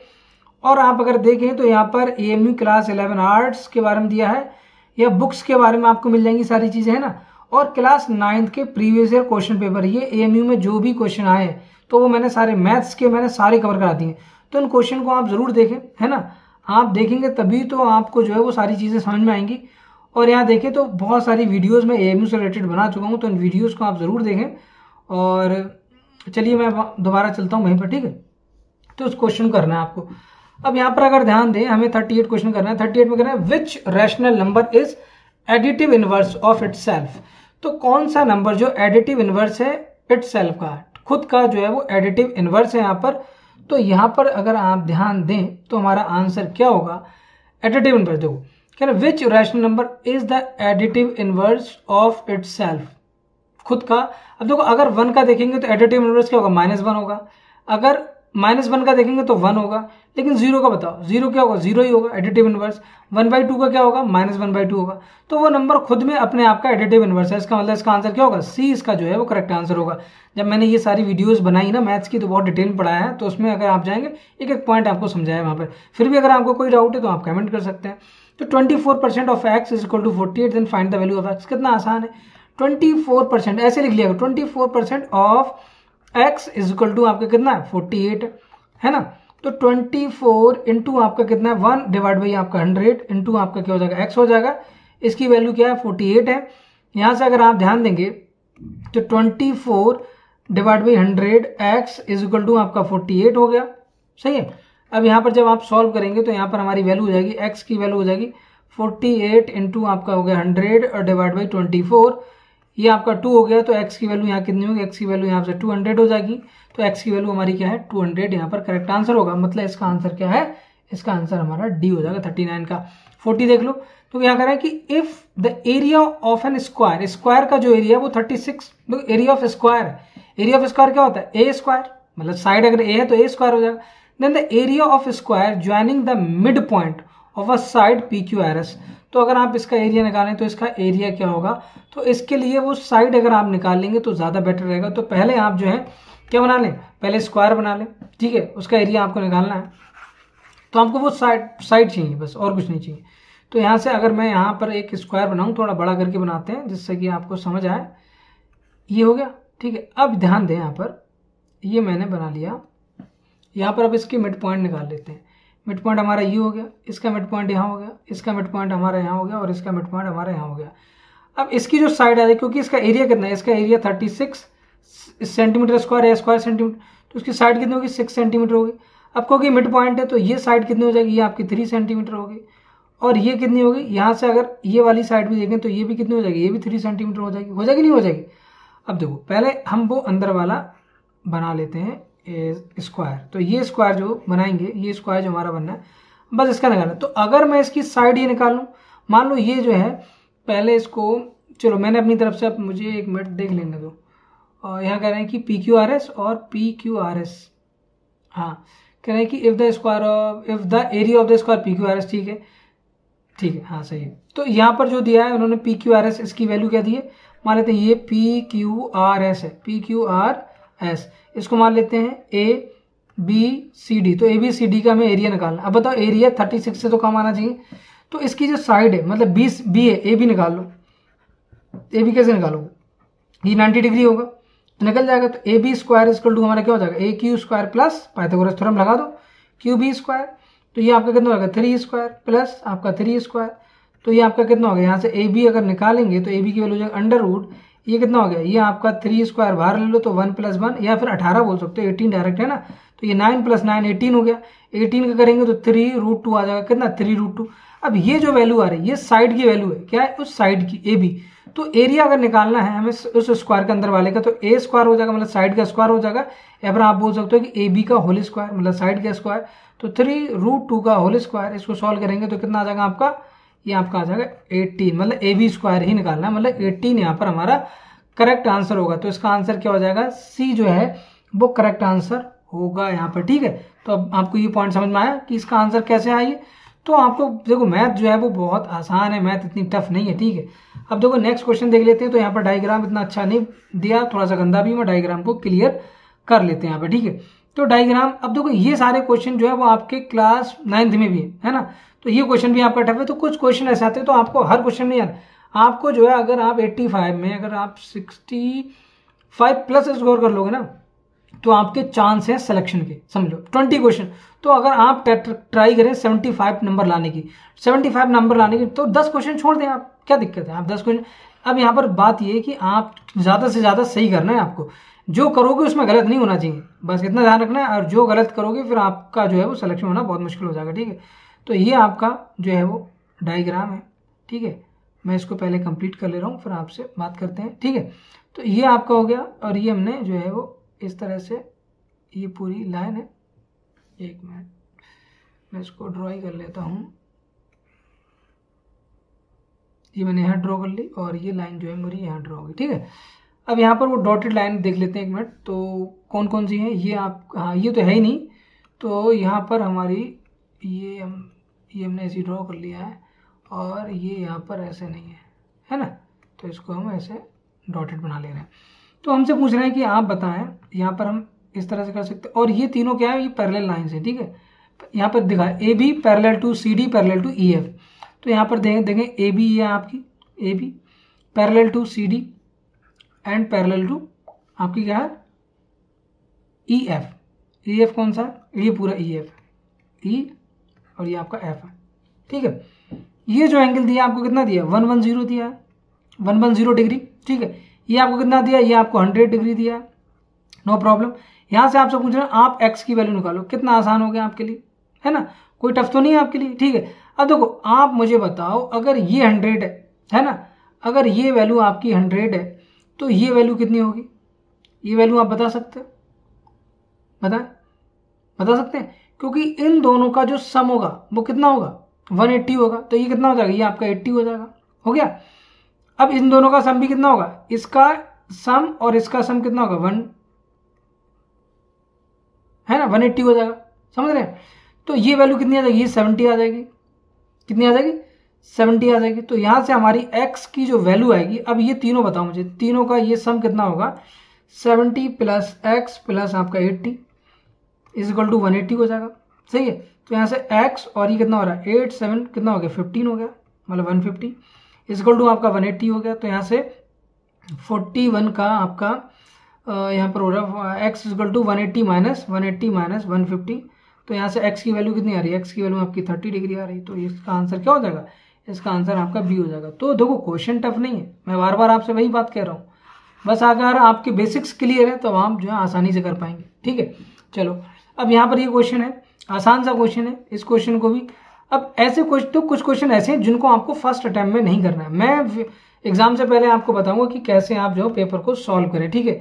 हो सकता है मैं जल्दी बना दूं उससे रिलेटेड वीडियो, ठीक है। अब देखो यह बात करते हैं हम, आपको बताना है अगर ये वैल्यू दी है तो ABC = ABC की आपको वैल्यू बताना है, ठीक है। अब देखो यहाँ दिया है x की पावर BC इंटू y की पावर CA और z की पावर AB, ये दिया। अब देखो यहाँ पर जो है वो बेस डिफरेंट है, अगर मैं इस बेस को सेम कर लूँ तो पावर ऐड हो जाएंगी, इनकी जो वैल्यू है वो 1 के बराबर है, ABC की वैल्यू बताना। तो यहाँ देखो x की पावर क्या है, x = कितना 3, ये कितना y की पावर दिस, सही समझ रहे हैं आप। अब देखें यहाँ पर अगर हम फोकस करें तो यहाँ पर हमारा हो जाएगा, कैसे करोगे, देखो ये हो जाएगा x की जगह रख दो आप, बस कुछ नहीं करना, x की जगह आप क्या रखेंगे, 3 की पावर a और BC इंटू आपका हो जाएगा ये 9 की पावर B और आपका हो गया 9 की पावर B है ना, हाँ ये CA, और यहाँ z कितना 27 की पावर C और इंटू AB की वैल्यू कितनी है 1। अब देखो ध्यान से देखते हैं, इसको ध्यान से करते हैं, जल्दबाजी नहीं किसी बात की। तो यहाँ से आपको ये चीज़ आपको पता होनी चाहिए कि a की पावर m की होल पावर अगर n है तो ये वैल्यू क्या होती है, a की पावर mn हो जाएगा, m इंटू n। सही है, ये वाली इसमें मेथड जो है वो फॉर्मूला यूज करना है हमें। तो ये हमारा हो जाएगा 3 की पावर abc, यहाँ हो जाएगा 9 की पावर abc, यहाँ हो जाएगा आपका 27 की पावर abc। लेकिन प्रॉब्लम अभी तक क्या है, ये 27 है, ये 9 है और ये 3 है, तो हमें बेस सेम करना है तभी तो ऐड करेंगे। तो देखो बेस सेम कैसे करेंगे, 3 की पावर हमारा abc हो गया, यहाँ 3 स्क्वायर लिख सकते हैं इसको, तो 3 का स्क्वायर मतलब ऊपर जाकर ये 2abc हो जाएगा। यहाँ भी 3 की पावर क्यों लिख सकते हो, 3 की पावर 3abc हो गया ये आपका, और इक्वल टू आपका 1 हो गया। अब देखो बेस सेम होने पर पावर ऐड हो जाएंगी, तो ये 1 और ये 2, 3 और 3 6 abc हो गया। कितना हो गया, 6 abc। यहाँ से ये वैल्यू 1 आ गई। अब 1 को हम क्या लिख सकते हैं, 3 की पावर 0 लिख सकते हैं, बिल्कुल लिख सकते हैं। तो यहाँ पर दोनों को हमने इक्वल कर दिया, कंपेयर करने पर 6 abc की वैल्यू क्या 0 है, तो यहाँ से abc की वैल्यू क्या आ रही है, abc इक्वल टू 0.6 मतलब 0 पॉइंट समथिंग हमेशा क्या होगा, 0 होगा। तो abc की वैल्यू यहाँ पर कितनी आ जाएगी, 0 आ जाएगी। तो क्वेश्चन आसान है। तो यहाँ पर abc की वैल्यू फाइनली हमारी क्या आ रही है, 0, मतलब इसका आंसर क्या हो जाएगा, 42 का करेक्ट आंसर जो है वो डी होगा। ठीक है, चलिए थर्ड देख लें, 43 देख लेते हैं। तो 43 अगर आप फोकस करें यहाँ पर 43 हमारा होगा ना, given figure the diagonal of the rectangle, rectangle की जो डायगोनल है, करें एबीसीडी मीट एट ओ, करें एंगल बीओसी। तो बीओसी, अब एक मिनट, बीओसी ये वाला एंगल 44 डिग्री दिया है, आपको निकालना है एंगल ओएडी। तो ओएडी कौन सा है, ओ और ए और डी, ये वाला निकालना। तो इसके लिए मैं क्या करता हूँ, मैं पहले डायग्राम ही बनाना पड़ेगा, वरना आप यहाँ पर गलती कर सकते हो। ठीक है, तो डायग्राम थोड़ा सा बड़ा बना लेते हैं और उसको फिर हम यहाँ करते हैं, आसानी से हो जाएगा। डायग्राम के अंदर ही हम सॉल्व कर लेंगे, पेपर में थोड़ा सा उसने गंदा कर रखा है बच्चे ने, है ना। चले, तो ये हमारा जो है वो डायग्राम है, इसमें ये हमारे डायगनल्स हैं दो, और इन डायगनल्स में एंगल जो दिया वो भी मैं अभी बना के दिखाता हूँ आपको। ठीक है, तो पहले नॉमेनक्लेचर कर लो। ये बहुत इंपॉर्टेंट है, नॉमेनक्लेचर आपको सही से आना चाहिए, ABCD। ठीक है, कहीं गलत नहीं लिख देना। और ये आपका O हो गया, सही है। ये जो एंगल दिया है ये आपका कितना दिया, 44 डिग्री दिया है। आपसे कह रहे हैं कि ये एंगल आप बताएं, है ना। अब मुझे ये बताओ कि OD इक्वल टू क्या होगा, OA होगा नहीं होगा, क्योंकि ये बनेगा क्या, कौन सा ट्राइंगल, इक्विलेटरल नहीं होगा, बताएं। यहां पर जो आपका हो जाएगा आइसोसेलेस ट्राइंगल। ठीक है, तो वो कौन सा ट्राइंगल हो जाएगा, आइसोसेलेस। तो ये साइड इक्वल है, तो साइड इक्वल है तो उसके अपोजिट एंगल भी क्या होंगे, इक्वल होंगे। तो ये जो भी एंगल होगा हमें जो निकालना है, ये हम मान लेते हैं ये एंगल हमारा x है, तो ये भी हमारा क्या हो जाएगा x। अब आपको पता है कि ये एंगल और ये अपोजिट एंगल जो होते हैं वो क्या होंगे, वो हमारे सेम होंगे। तो ये हमारा कितना हो, 44 हो गया। तो यहाँ से x प्लस x, अब देखो एंगल, अब ट्राइंगल OAD हमारा क्या होगा, ट्राइंगल हो गया, और इसका इंटरनल एंगल का सम कितना हो जाएगा, 180 डिग्री हो जाएगा, वो हमने यहाँ लिख दिया। तो यहाँ से आप सॉल्व करोगे तो 2x और 44 को उधर ले जाओ, तो ये हमारा हो जाएगा 136। कितना होगा, 136, यस 136 होगा। तो x की वैल्यू हो जाएगी 136 डिवाइड बाई 2, और ये वैल्यू कितनी आ रही है आपकी 6 और 8, तो 68 इसका करेक्ट आंसर होगा। 43 का आंसर C, 43 का आंसर C, यस 43 का करेक्ट आंसर जो है वो C होगा। ठीक है, अब यहाँ ध्यान दें, करें the probability of getting a number greater than 6 in a throw of a dice. कितना आसान क्वेश्चन है। अगर आपने प्रोबेबिलिटी वाला कोई मेरी अगर वीडियोस देखी होंगी तो आप इसको बिना सोचे समझे डायरेक्ट टिक कर सकते हैं इस क्वेश्चन को। ठीक है, तो उन वीडियोस को जरूर देखिएगा, आपके लिए बहुत हेल्पफुल वीडियोस हैं वो। अब यहाँ देख लें, तो देखो प्रोबेबिलिटी गेटर, हम कह रहे हैं कि आपको प्रोबेबिलिटी बताना है किसी भी डाइस में। अब बताओ कोई डाइस हमारी है, उस डाइस में कौन कौन से नंबर होते हैं, उस डाइस के अंदर 1 होगा, 2 होगा, 3 होगा, 4 होगा, 5 होगा और 6 होगा, ये नंबर होते हैं। करें कि ग्रेटर देन 6 मतलब नंबर 6 से ज्यादा हो, तो 6 से ज्यादा आने की प्रोबेबिलिटी क्या होगी, यहाँ पर जो फेवरेबल इवेंट्स हैं वो कितने, 0, तो प्रोबेबिलिटी क्या हो जाएगी, 0 हो जाएगी। 0 अपॉन समथिंग, टोटल तो आपके 6 हैं, लेकिन 0 अपॉन 6 हमारा वैल्यू क्या होगी, 0 होगी। Probability of a number getting number greater than 6 क्या हो जाएगी, 0 अपॉन टोटल ऑब्जर्वेशन 6 है, तो यहाँ पर हमारी ये वैल्यू 0 आ जाएगी। ठीक है, करें कि cube root of this is, तो आपको क्यूब रूट बताना है। अब देखो कितना आसान सा क्वेश्चन है, तो क्यूब रूट बताना है, तो क्यूब रूट आपको अब इंडिविजुअल आना चाहिए। यहाँ पर देखो ये वैल्यू है, अगर आप क्यूब रूट निकालेंगे इसका, इस तरह से ये नंबर होगा माइनस का 1.728। ठीक है, ये आपका हो जाएगा 0.125, क्या हो जाएगा 0.125। ये आपका हो जाएगा माइनस का 8 हो गया ये, तो माइनस माइनस ये प्लस हो जाएगा। ये वैल्यू कितनी है, ये वैल्यू आपकी 1.2 आ जाएगी, क्योंकि 1.2 का क्यूब होता है ये, 1.2 का क्यूब होगा, ये आपका 0.5 का क्यूब होगा, 0.5 मतलब 1/2 ले लो, और ये आपका कितना हो जाएगा 2 का क्यूब होगा, तो 2 हो जाएगा ये, है ना, 2 से 2 कैंसिल हो गया, ये वैल्यू आपकी कितनी होगी 1.2 जो है वो करेक्ट आंसर है, मतलब 45 का ए जो होगा ए आंसर हो जाएगा, ये पॉजिटिव आंसर आएगा। ठीक है, चलो अब नेक्स्ट देख लेते हैं। तो यहाँ करें मल्टीप्लीकेटिव इनवर्स। अब आपको मल्टीप्लीकेटिव इनवर्स निकालना है ना, मल्टीप्लीकेटिव। तो मल्टीप्लीकेटिव इनवर्स क्या होता है कि अगर दो नंबर को अगर मैं मल्टीप्लाई करूं तो उनका मल्टीप्लीकेशन जो आना चाहिए वो क्या आना चाहिए, 1 आना चाहिए, 1। तो पहले इस नंबर को थोड़ा सा सॉल्व कर लें आप। तो ये नंबर हमारा क्या है, ये नंबर हमारा हो जाएगा 1/3 और माइनस का 1/5, और ये इसके ऊपर क्या है इनवर्स है, तो इसको भी ले लें, इसको नीचे ले लें, तो ये आ जाएगा 1/3 माइनस 1/5। इसको सॉल्व कर लें तो ये वैल्यू कितनी हो जाएगी 5 - 3। इसको सॉल्व करेंगे तो 1 डिवाइड बाई आपका कितना हो रहा है 5 - 3 और डिवाइड बाई आपका 15 ऊपर आ जाएगा 15/2। तो ये जो नंबर है 15/2, इस नंबर का मल्टीप्लीकेटिव इनवर्स निकालना है, मतलब 2/15 मुझे करना है। क्या करना है 2/15।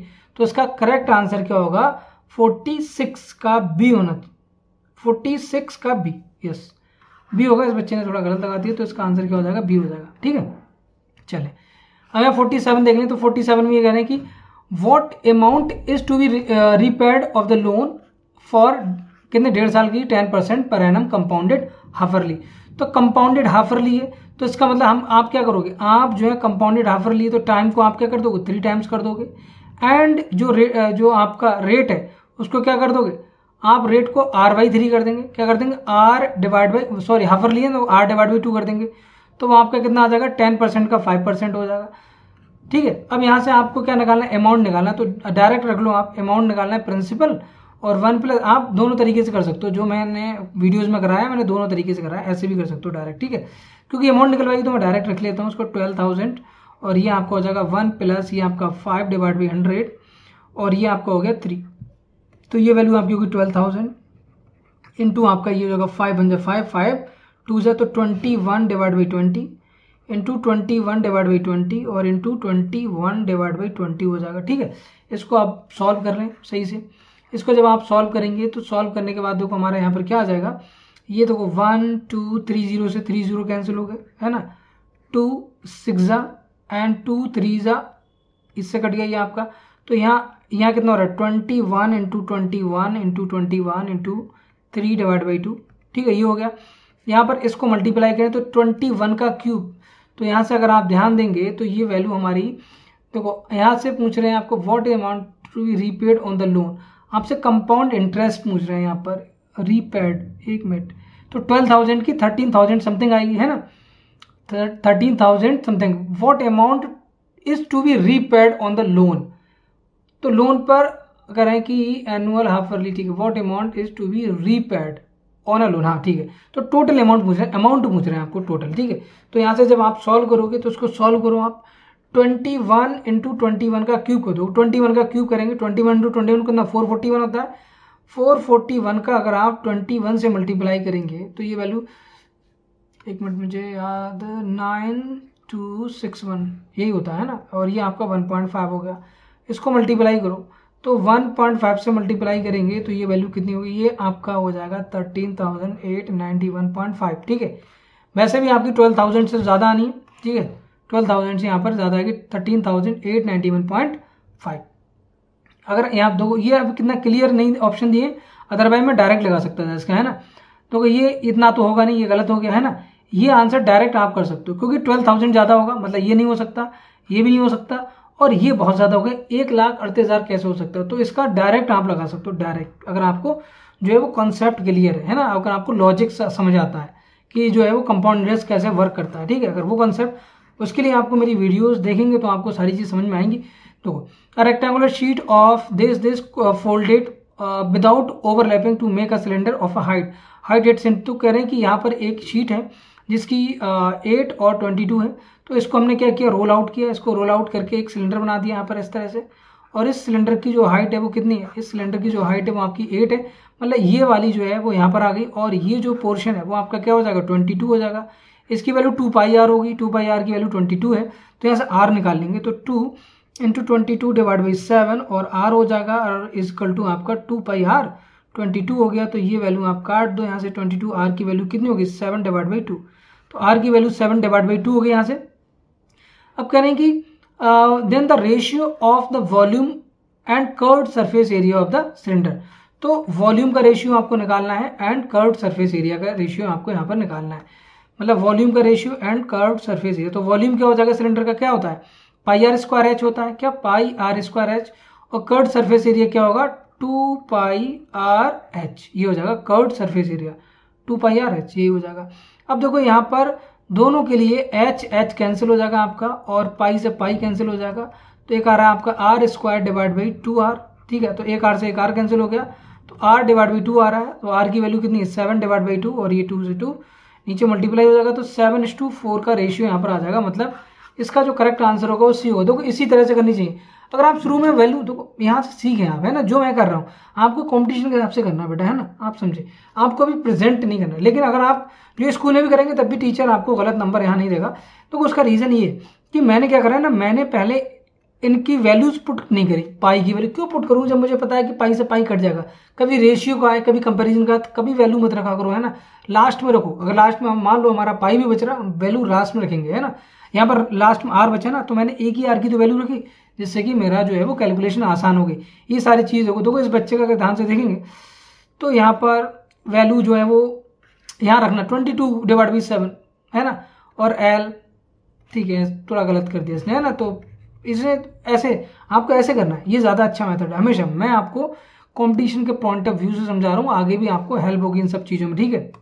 चलिए नेक्स्ट देख लेते हैं। तो नेक्स्ट हमारा यहाँ पर है कहने कि आपको इसकी वैल्यू बताना है, देन वैल्यू ऑफ एक्स बताना है। ये वैल्यू कितनी -1 है, तो देखो क्यूब है, तो हम क्या करेंगे क्यूब करेंगे दोनों साइड में। तो मैं डायरेक्ट लिख रहा हूँ यहाँ पर क्यूब करो दोनों साइड में, मतलब यहाँ पर रूट क्यूब है तो क्यूब करेंगे तो ये जाएगा 2x की होल पावर क्यूब, क्यूब हट गया वहाँ से, प्लस 26 और ये वैल्यू कितनी आ रही है -1 ही आ रही है अभी, क्यों क्यूब कर रहे हैं, क्यूब कर रहे हैं तो -1 ही आएगा, स्क्वायर करेंगे तो +1 हो जाएगा, फिर से -1 हो जाएगा, तो ये वैल्यू इधर आके -27 हो जाएगी, 26 उधर चले गया, 2x की होल पावर कितना क्यूब हो गई, यहाँ देंगे 2x की whole power cube is equal to आपका कितना होगा -3 की होल पावर क्या क्यूब हो जाएगी, है ना।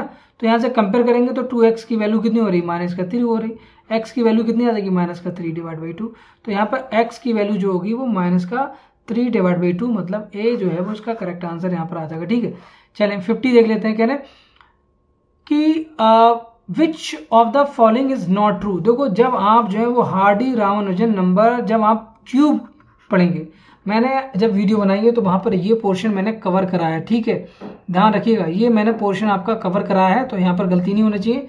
तो हार्डी रामानुजन नंबर के बारे में देख कह रहे हैं कौन सा ट्रू नहीं है, कह रहे the numbers that can be express the sum of 2 cubes in a 2 different ways known as, बिल्कुल सही है।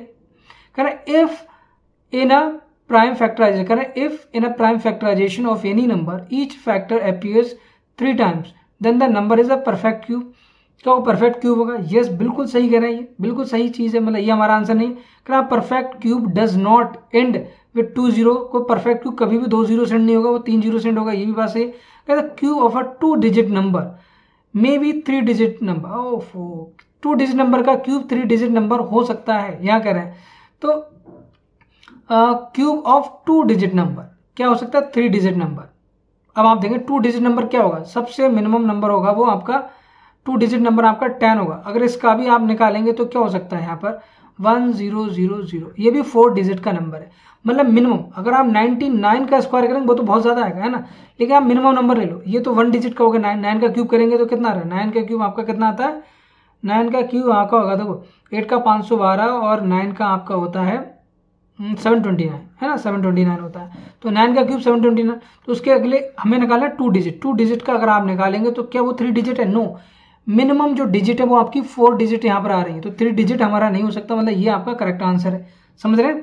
कह रहे हैं आप polygon has 44 diagonals then the number of sides आपको बतानी है, तो यहाँ पर आपको पॉलीगन्स वाला चैप्टर अच्छे से पता होना चाहिए। तो 51 क्वेश्चन में अगर आप यहाँ पर निकालें तो इस क्वेश्चन को आपको सॉल्व करने के लिए जो मैं बता रहा हूँ वो चीज़ आपको पता होनी चाहिए।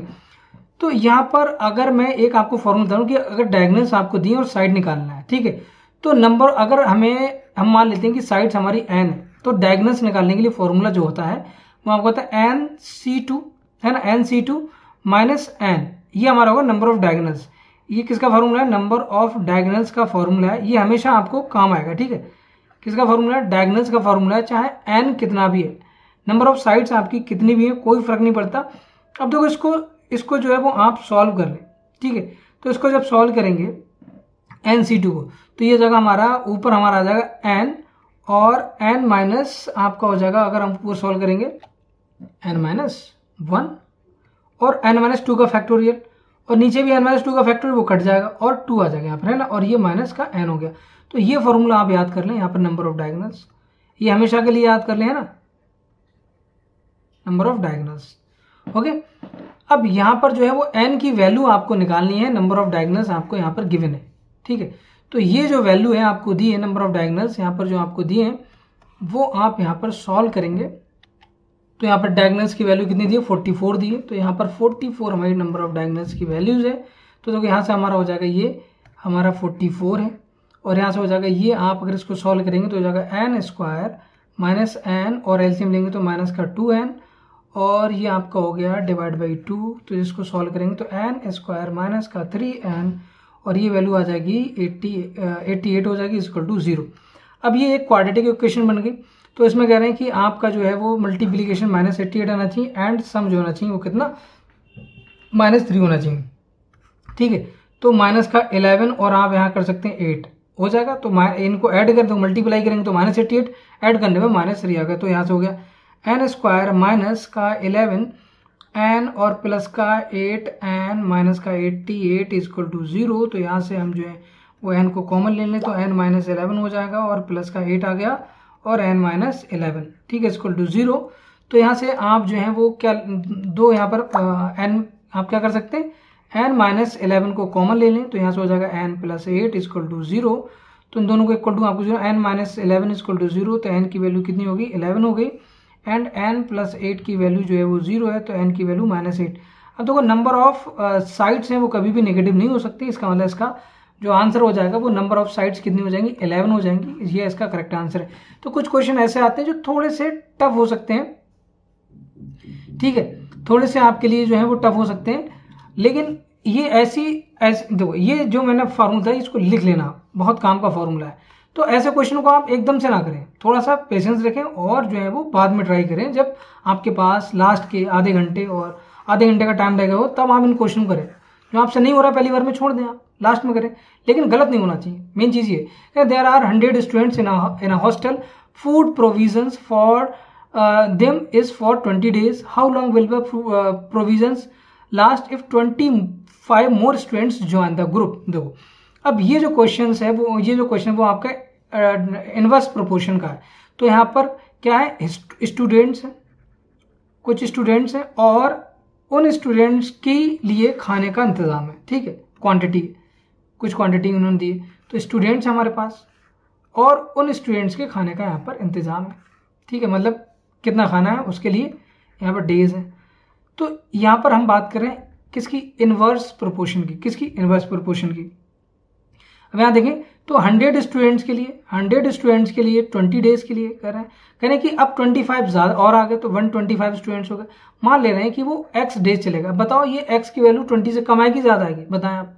तो यहाँ पर x की वैल्यू 20 से कम आएगी। अब सारे ऑप्शन 20 से कम है, तो अब तुक्का भी नहीं लगाएंगे, है ना। लेकिन मान लो यहाँ पर ऑप्शन कुछ 20 से ज्यादा होते तो हम उनको कट कर देते, है ना। इसलिए वो डायरेक्ट एलिमिनेशन मेथड भी आपको आना चाहिए यहाँ पर।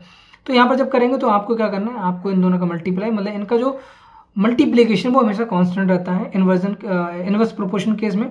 तो 100 इंटू आपका कितना 20 हो जाएगा, इज इक्वल टू 125 इंटू आपका x हो गया। तो x इंटू 125 इधर लिख लो, और ये आपका हो गया 100 इंटू आपका 20, ठीक है। 25 से कट कर दो, ये 5 जा जाएगा, 20 से करेंगे तो ये 5, 25 5 जा 25, 4 जा जाएगा ये, और 5 से करेंगे 5 4 जा, मतलब ये कितना आ गया 16। तो 16 डेज चलेगा। जो पहले खाना जो है वो 20 डेज चल रहा था, अब 25 आने से 25 मोर स्टूडेंट आने से आपका खाना जो 16 डेज चलेगा, मतलब 4 दिन कम चलेगा। तो इसका करेक्ट आंसर क्या है, वो डी हो जाएगा। चलिए अब यहाँ पर नेक्स्ट क्वेश्चन देख लेते हैं। तो नेक्स्ट क्वेश्चन हमारा यहाँ पर है कि अ मशीनरी, क्या है, अ मशीनरी वर्थ 10,500 डेप्रीशिएटेड 5% से। डेप्रीशिएट करने का मतलब कम हो रही है, डेप्रीशिएट मतलब वो डिक्लाइन हो रहा है उसका value. Find the value after 1 year, बहुत ही आसान है। तो इसकी जो वैल्यू हो जाएगी, तो पहले जो वैल्यू थी ये 5% डेप्रीशिएट, मतलब आपकी वैल्यू अब कितनी हो गई, 95% बचेगी। तो 100% की जो वैल्यू थी, 100% की जो वैल्यू है वो आपकी 10,500, ठीक है। और अब 95% की जो वैल्यू आ जाएगी वो आपकी कितनी हो जाएगी, 95% की यहाँ पर आपकी वैल्यू हो जाएगी, आपका कितना होगा, वैल्यू हो जाएगी आपकी 95 इंटू 1% की वैल्यू कितनी आ रही है यहाँ से, 10,500 डिवाइड बाई आप 100 करेंगे तो ये वैल्यू आप सॉल्व कर लें, तो ये वैल्यू 95 इंटू 105 करेंगे, ये वैल्यू 10,500 से कम आएगी। 10,500 से पहले मतलब ये तो नहीं हो सकता।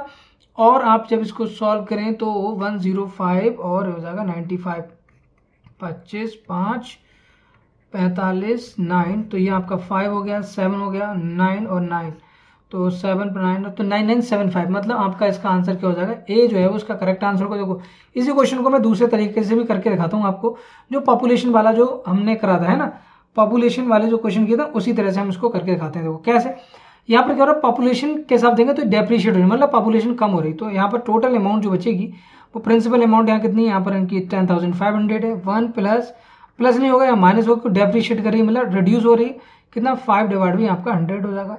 तो यहाँ क्या हो रहा है, ये वही तो वैल्यू आ रही है 10,500 इंटू आपका 95 डिवाइड बाई 100। अब यहाँ पर आप मैंने इसलिए नहीं कराया क्योंकि यहाँ माइनस की जगह आप प्लस नहीं करते हैं ना धोखे से, तो वो गलती हो सकती है, तो ये माइनस रहेगा यहाँ पर जो वैल्यू रहेगी वो माइनस रहेगी क्योंकि डेप्रीशिएट कर रही वैल्यू, इसीलिए ये वैल्यू अगर आप देखें तो कितना हो रहा है 95 डिवाइड बाई 100 और इंटू 10,500, तो दोनों वैल्यू सेम है, ये और ये यहाँ पर दोनों वैल्यू सेम है, नहीं बिल्कुल सेम है।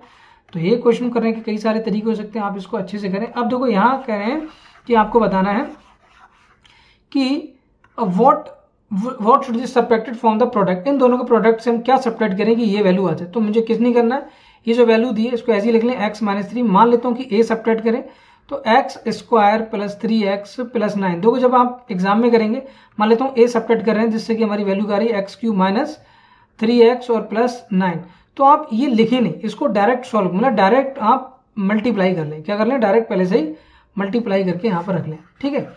तो दो बार लिखने की जरूरत नहीं, टाइम बचेगा आपका, यहाँ से हो जाएगा x³ और ये जाएगा प्लस का 3x स्क्वायर और यहाँ पर माइनस में क्या हो गया x square 3x square plus 9x और ये हो जाएगा माइनस का 3x स्क्वायर माइनस का आपका 9x और माइनस का 27 प्लस माइनस का a इक्वल टू आपको हो गया x³ और माइनस का 3x और प्लस का 9। देखो अब ध्यान दें यहाँ पर, तो ये 3x से 3x कैंसिल हो जाएगा, इधर x³ से x³ कैंसिल हो गया, ठीक है। यहाँ पर 9x से 9x कैंसिल हो गया, तो यहाँ पर बचा माइनस का 27 माइनस a इक्वल टू आपको हो रहा है माइनस का 3x और प्लस का 9, ठीक है।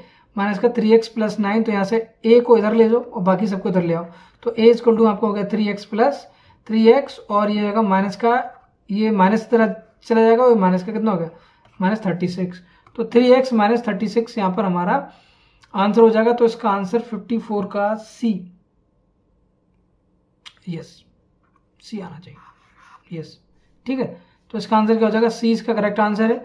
चलें अब 55 देख लें, बहुत ही आसान सा आंसर है, बहुत ही आसान सा क्वेश्चन। तो इसको मैं आप बता दूं आपको एक फॉर्मूला याद रखना है कि x प्लस वाई, ये जो है वो मतलब 2%, अब ये प्रॉफिट के लिए हो सकता है, ये जो है लॉस के लिए हो सकता है, ये सक्सेसिव डिस्काउंट के लिए भी हो सकता है।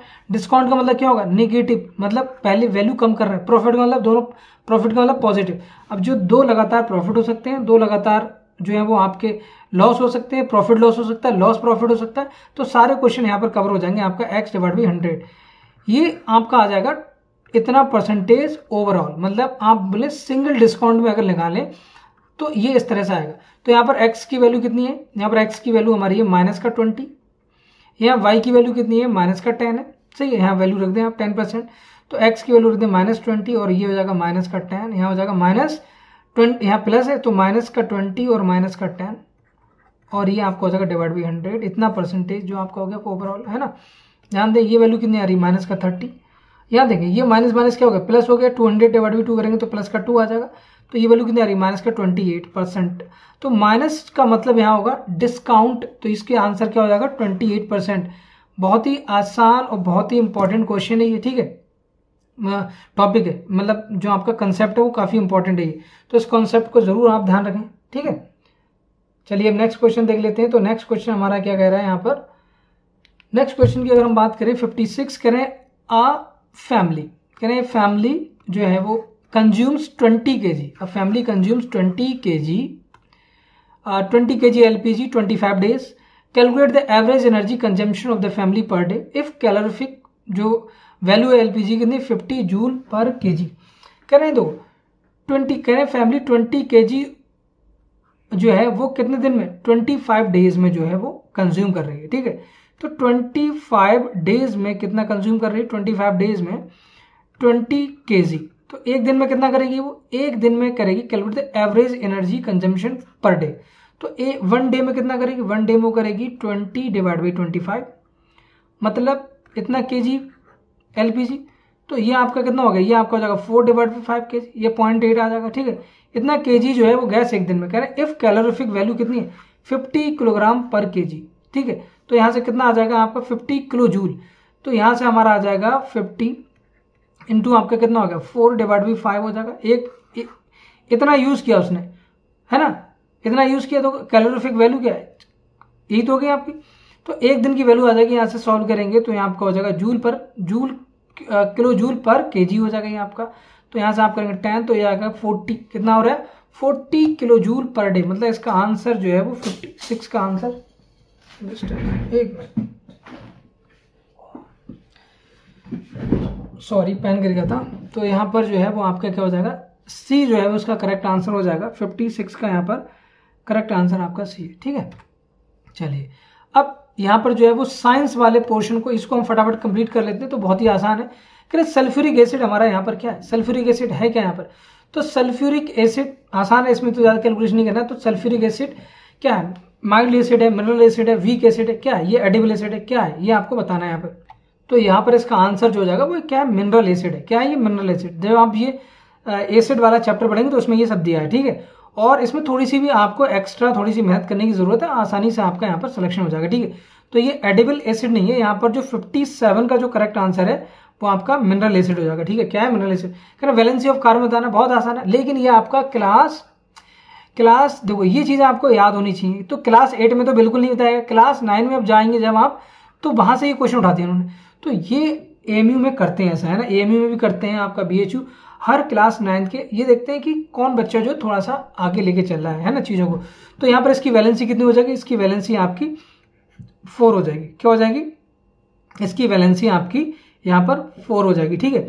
अब देखें कह रहे हैं कि एटॉमिक नंबर एटॉमिक नंबर क्या है, नंबर ऑफ प्रोटॉन्स है कि नंबर ऑफ आपका नंबर ऑफ इलेक्ट्रॉन्स है, नंबर ऑफ न्यूट्रॉन्स, बिल्कुल नहीं। तो नंबर ऑफ क्या हो जाएगा, प्रोटॉन्स हो जाएगा, ठीक है। Number of protons is equal to atomic number होगा, ये भी क्लास 9 का आपका है ना। तो ये सारी चीजें आपको तो एक्स्ट्रा है, अब ये आपको आनी चाहिए, ये आप प्रैक्टिस करोगे तो आपको बहुत सारे क्वेश्चन मिलेंगे, वहां पर आप आराम से इनको कर सकते हो, ठीक है। चलो तो इसका आंसर क्या हो जाएगा, 59 का हमारा आंसर हो गया ए। और यहाँ बात करते हैं, कह रहे हैं the plastic which get deformed easily on heating and can be bend easily, इसको हम क्या बोलते हैं, थर्मोसेटिंग बोलते हैं कि थर्मोप्लास्टिक बोलते हैं। तो इसका आंसर थर्मोसेटिंग नहीं होगा, थर्मोप्लास्टिक हो जाएगा। इसका आंसर क्या होगा, 60 का आंसर हमारा यहाँ हो जाएगा बी हो जाएगा, ठीक है। अब चलिए 61 देख लेते हैं। तो 61 में हमारा यहाँ क्या कर रहा है, 61 में अगर देखें कह रहे हैं non stick coating of the cookware is made from, तो जो नॉन स्टिक जो आप फ्राई पैन वगैरह देखेंगे उसके अंदर जो बर्तन वर्तन आते हैं खाना बनाने वाले किचन में, तो नॉन स्टिक कोटिंग लगा देते हैं ना। तो वो नॉन स्टिक कोटिंग किसकी होती है, तो नॉन स्टिक कोटिंग वो किसकी होती है, टेफ्लॉन की होती है। किसकी, टेफ्लॉन। तो 61 का जो आंसर हो जाएगा हमारा बी हो जाएगा यहाँ पर टेफ्लॉन। अब यहाँ देखें cellulose is made a large number of, तो अब ये चीज देखो आपकी उसमें दी, ये एनसीईआरटी में आपकी है ना। तो cellulose is made up of a large number of, क्या है, ग्लूकोज यूनिट है कि ईस्ट है, शुगर है। तो इसका आंसर क्या हो जाएगा, इसका आंसर हमारा हो जाएगा ग्लूकोज यूनिट। वहां पर मैंने आपको ये बताया एनसीईआरटी पढ़ाते समय, ठीक है। 63 देखें burning of LPG is an example of किसका कंबशन, रैपिड कंबशन है, स्पॉन्टेनियस है या स्लो है, बताओ क्या है। ये आपका अगर आप ध्यान दें तो इसकी हो जाएगा आपका रैपिड, स्पॉन्टेनियस नहीं, रैपिड, तेजी से। जैसे आप जो है वो लाइटर जलाते हो तुरंत जल जाती है, अदर है ना, आपने देखा होगा। अगर आप 1 मिनट के लिए छोड़ दें और आप तीली जलाएं तो आपको जो है नुकसान हो सकता है ना उसमें। तो तुरंत वो लाइटर में जरा सी चिंगारी होती है उसके अंदर, है ना, लाइटर के अंदर, वो उसको जला देता है। तो उसको बोलेंगे rapid combustion, is an example of rapid combustion.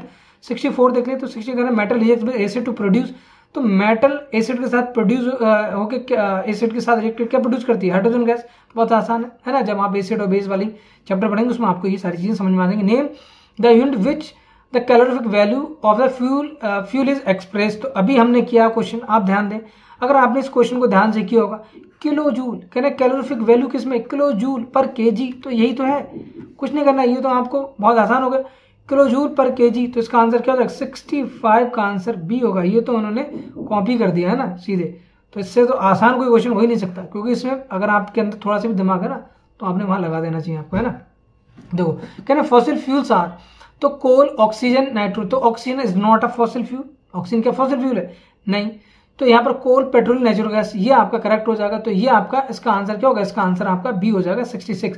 All of the above नहीं हो सकता क्योंकि ए नहीं है, ए नहीं है तो ये भी नहीं हो सकता। अब यहाँ तक हाइड्रोजन, ये नहीं है, नहीं हाइड्रोजन नहीं, ठीक है। तो यहाँ पर बी हो जाएगा हमारा करेक्ट आंसर 66 का। 67 PVC, polyvinyl chloride and polythene is example of, तो ये एग्जाम्पल किसके हैं, ये एग्जाम्पल आपको थर्मोप्लास्टिक के एग्जाम्पल है, थर्मोस्टेटिक नहीं, थर्मोप्लास्टिक के एग्जाम्पल हैं। पॉलीथीन ये आराम से डिफॉर्म्ड हो जाते हैं, ठीक है। तो किसके, थर्मोप्लास्टिक। कह रहे फ्यूल में भी सॉलिड, लिक्विड, गैस, ये आपका ऑल ऑफ दिस हो जाएगा, क्योंकि अगर आप देखें सॉलिड में आप क्या ले लें, कोल ले सकते हैं, एग्जाम्पल ले सकते हैं, लिक्विड में आप क्या ले सकते हैं, पेट्रोल ले सकते हैं, और गैस में आप एलपीजी ले सकते हैं, हाइड्रोजन ले सकते हैं, ये आपके हो जाएंगे फ्यूल हो जाते हैं सब, ठीक है। कह रहे during the process of the cloning Dolly a cell was collected from the memory gland of. तो अब ये बताना है कि जब आप डॉली का क्लोन बना रहे थे, है ना, तो ये आपको थोड़ा सा एक्स्ट्रा जो है डीप में मतलब अच्छे से पढ़ने की जरूरत है। जब आप एनसीईआरटी पढ़ेंगे तो कुछ चीजें आपको नहीं आएंगी मतलब यहाँ पर, तो उसके लिए आपको थोड़ी सी एक्स्ट्रा प्रैक्टिस करने की जरूरत है, आराम से आप कर सकते हैं। जो मैंने एनसीईआरटी कवर कराई वो बहुत इंपॉर्टेंट है, तो उसको आप जरूर करें, ठीक है। ये मैं आपके हेल्प के लिए बोल रहा हूँ। तो यहाँ पर आपका जो है वो female Finn Dorset sheep, तो इसका आंसर क्या है, इसका आंसर सी हो जाएगा, ठीक है। तो ये आपका जो है वो इसका आंसर सी हो गया। कहना कि the percentage of nitrogen in the atmosphere, कितना आसान क्वेश्चन, 78%, तो 70 का आंसर क्या हो जाएगा, 70 का आंसर यहाँ पर सी हो जाएगा। चलिए अब 15 क्वेश्चन और रहेंगे, फटाफट देख लेते हैं। तो साइंस, तो देखो साइंस में जितना ज्यादा पढ़ोगे उतना आपको फायदा है, साइंस में टाइम नहीं लगेगा, मैथ में ज्यादा टाइम लगेगा आपको, है ना। कहते हैं scientific name of the organism common called pond silk, तो पॉन्ड सिल्क का जो आपको है साइंटिफिक नेम यहाँ पर बताना है। तो पॉन्ड सिल्क का साइंटिफिक नेम क्या हो जाएगा, स्पाइरोगायरा, क्या हो जाएगा, स्पाइरोगायरा, ठीक है। 72 which of the following is an example of viviparous, तो वीवी मतलब जो है वो बच्चे देते हैं ना डायरेक्टली, जो बर्थ जो होती है वो किसकी होती है, बर्थ जो होती है वो बच्चे की बर्थ होती है, अंडे वो एग नहीं देते हैं। तो ये आपका इसका आंसर हो जाएगा, बताओ, फ्रॉग होगा, पीजन होगा, तो पीजन आपके अंडे देते हैं, आप ऐसे एलिमिनेट कर दो, है ना। फिश जो है बताओ, फिश क्या करती है, फिश एग भी तो एग देती नहीं देती, तो यहाँ पर जो है वो आपका आंसर हो जाएगा डॉग। आपने देखा होगा ना, डॉग जो है वो विविपोरस एनिमल, विवी पेरिस एनिमल है, ठीक है।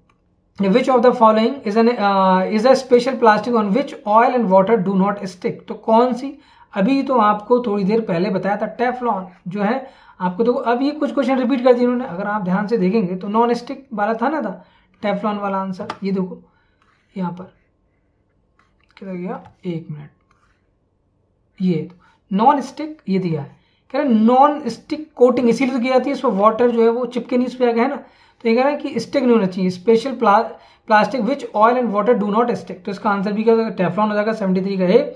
अब देखिए 74 देख लेते हैं कि longest cell found in the body of animal is, कौन सी है पता है, नर्व सेल है ना, नर्व सेल जो है वो लॉन्गेस्ट सेल है ह्यूमन बॉडी के अंदर। 75 देख लेते हैं, कह रहे हैं the device used to test whether an object is carrying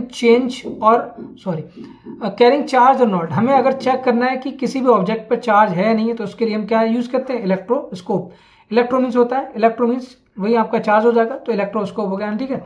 अब यहाँ पर देखें, कहना the jelly like substance present between the cell membrane and nucleus is called, तो सेल मेम्ब्रेन और न्यूक्लियस के बीच में जो जेली लाइक सब्सटेंस है उसको हम क्या कहते हैं, साइटोप्लाज्म कहते हैं। बहुत ही आसान है, जब आप सेल पढ़ेंगे सेल एंड उसके स्ट्रक्चर, तो उसमें आपको आसानी से मिल जाएगा, ठीक है। स्प्लिटिंग अ वाइट लाइट इनटू 7 कलर, इसको हम क्या कहते हैं, 7 कलर में स्प्लिट होने को हम यहाँ पर क्या बोलेंगे, इसका आंसर हो जाएगा डिस्पर्जन, तो उसको क्या बोलते हैं, डिस्पर्जन बोलते हैं। कह रहे हैं what is to and fro motion of an object called, क्या कहते हैं, टू एंड फ्रो मोशन में देखो लीनियर मोशन नहीं हो सकता, टू एंड फ्रो मतलब आगे जाए और पीछे जाए, इस मोशन की बात हो रही है। यूनिफॉर्म नहीं हो सकता, नॉन यूनिफॉर्म मतलब ऑसिलेटरी मोशन, यहाँ पर जो है 78 का आपका करेक्ट आंसर हो जाएगा, ठीक है। चलिए अब यहाँ पर 79 देखो आप, 79 में क्या कर रहे हैं, यहाँ पर 79 में कह रहे हैं कि if the amplitude of a sound becomes thrice then loudness increase by factor. तो आपको लाउडनेस कितने फैक्टर से यहाँ इंक्रीज हो जाएगी, तो थ्राइस। तो इसका क्या होगा, जो लाउडनेस जो होती है वो एम्पलीट्यूड का स्क्वायर होता है। क्या होता है, एम्पलीट्यूड का स्क्वायर। तो यहाँ पर अगर हम 3 का स्क्वायर करेंगे, मतलब लाउडनेस जो है वो डायरेक्टली डिपेंड्स ऑन एम्पलीट्यूड का स्क्वायर। तो ये आपका कितना हो जाएगा, 3 का स्क्वायर 9। तो 9 टाइम्स यहाँ पर बढ़ जाएगी। तो इसका आंसर क्या हो जाएगा, सी जो है वो करेक्ट आंसर हो जाएगा। ठीक है, 80 देख लेते हैं। What cause a match stick to catch fire when rubbed to rough surface. तो इसका आंसर हो जाएगा फ्रिक्शन। बहुत ही आसान सा आंसर है, तो फ्रिक्शन इसका करेक्ट आंसर है। 81 देंगे, what would be the path of the reflected ray if the incident ray falls normally on the plane mirror.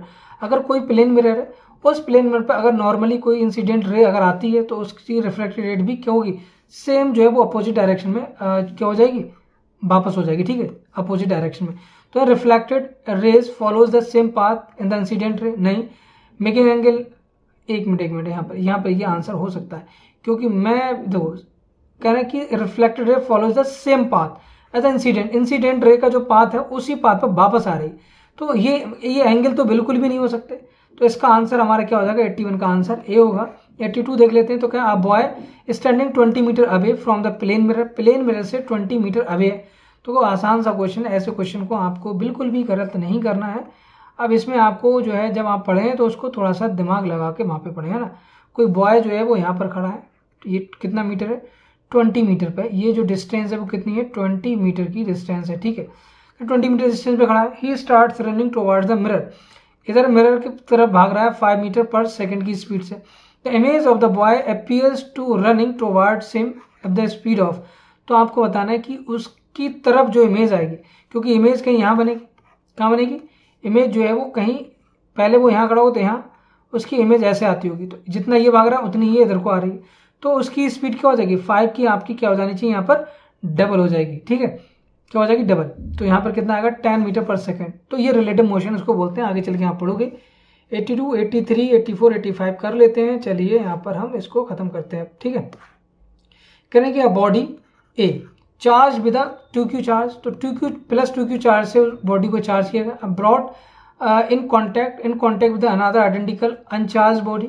तो एक बॉडी है, इसके ऊपर प्लस का 2q चार्ज है, और एक और बॉडी, इस पर कोई चार्ज नहीं है। ये ए है और ये हमारी बी बॉडी है, कोई चार्ज नहीं। कह रहे हैं देन और इसके पास लाए और इसको फिर रिमूव कर दिया। कह रहे हैं कि बॉडी बी पर चार्ज आपको बताना है, बॉडी बी पर यहाँ पर चार्ज बताना। तो बॉडी बी पर जो चार्ज आएगा वो यहाँ पर जो है वो चार्ज क्या होगा, यहाँ पर आपका 83 का, तो इसका जो आंसर हो जाएगा वो आपका क्या हो जाएगा, क्यू हो जाएगा। ठीक है, देखो इसका रीज़न ये है कि इन दोनों को जब कांटेक्ट में लेके आएंगे ना, तो ये 2q था, तो जब दोनों में कांटेक्ट में लेके आएंगे तो दोनों का चार्ज होगा सेम, होगा सेम चार्ज होगा। मतलब आपका इसका भी आपका q हो जाएगा और इसका भी q हो जाएगा। अब इस q की वैल्यू क्या है, ठीक है, इस q की जो वैल्यू हो जाएगी, तो इसका जब एवरेज निकालेंगे तो टोटल चार्ज कितना 2q। तो देखो 2q प्लस पहले कितना था 0, दूसरे पे 0 था, डिवाइड बाई 2 करेंगे तो ये आ जाएगा q आ जाएगा। मतलब इन पे q और q चार्ज हो जाएगा उसके बाद। तो इसका आंसर क्या हो जाएगा, प्लस का q यहाँ पर हमारा करेक्ट आंसर होगा। अब यहाँ पर बात करते हैं कि प्रेशर की SI यूनिट क्या है। तो प्रेशर क्या होता है आपका, फोर्स अपॉन एरिया। तो फोर्स अपॉन एरिया हो जाएगा जब इसको सॉल्व करेंगे। तो वैसे तो आपको डायरेक्ट पता होना चाहिए, ठीक है, कि इसका हमारा जो है वो क्या हो जाएगा, पास्कल। ठीक है, तो न्यूटन ये फोर्स की ये आपकी एनर्जी है और ये आपकी क्या है, पावर। सही है, तो ये प्रेशर क्या हो जाएगा, पास्कल हो जाएगी। और 81 rolling friction is smaller than. तो रोलिंग फ्रिक्शन जो है वो किससे कम है, मतलब स्मॉलर किससे, तो रोलिंग फ्रिक्शन जो है वो स्टैटिक फ्रिक्शन से कम है, या जो है वो स्लाइडिंग फ्रिक्शन से स्मॉलर है। तो ये आपको बताना है। तो इसका आंसर जो है दोनों हो जाएगा। स्टैटिक फ्रिक्शन से भी रोलिंग फ्रिक्शन की वैल्यू कम होगी, एंड जो है वो स्लाइडिंग फ्रिक्शन से भी कम होगी। तो रोलिंग फ्रिक्शन की वैल्यू जो है वो दोनों से कम होती है यहाँ पर। ठीक है, स्टैटिक एंड स्लाइडिंग दोनों से कम होती है। तो 85 का हमारा यहाँ पर आंसर क्या हो जाएगा, सी हो जाएगा। तो इस तरह से मैंने आपको जो है वो पूरा जो है वो एक ही वीडियो में कवर करा दिया, पूरा क्लास 9th का जो आपका 2020 का पेपर था। आई होप कि आपको पूरी वीडियो समझ में आई होगी। मैंने जो वीडियोस बनाई उन वीडियोस को जरूर देखें आप। चलिए नेक्स्ट वीडियो मिलते हैं, तब तक के लिए बाय, टेक केयर, जय हिंद, आई एम अतीक अहमद।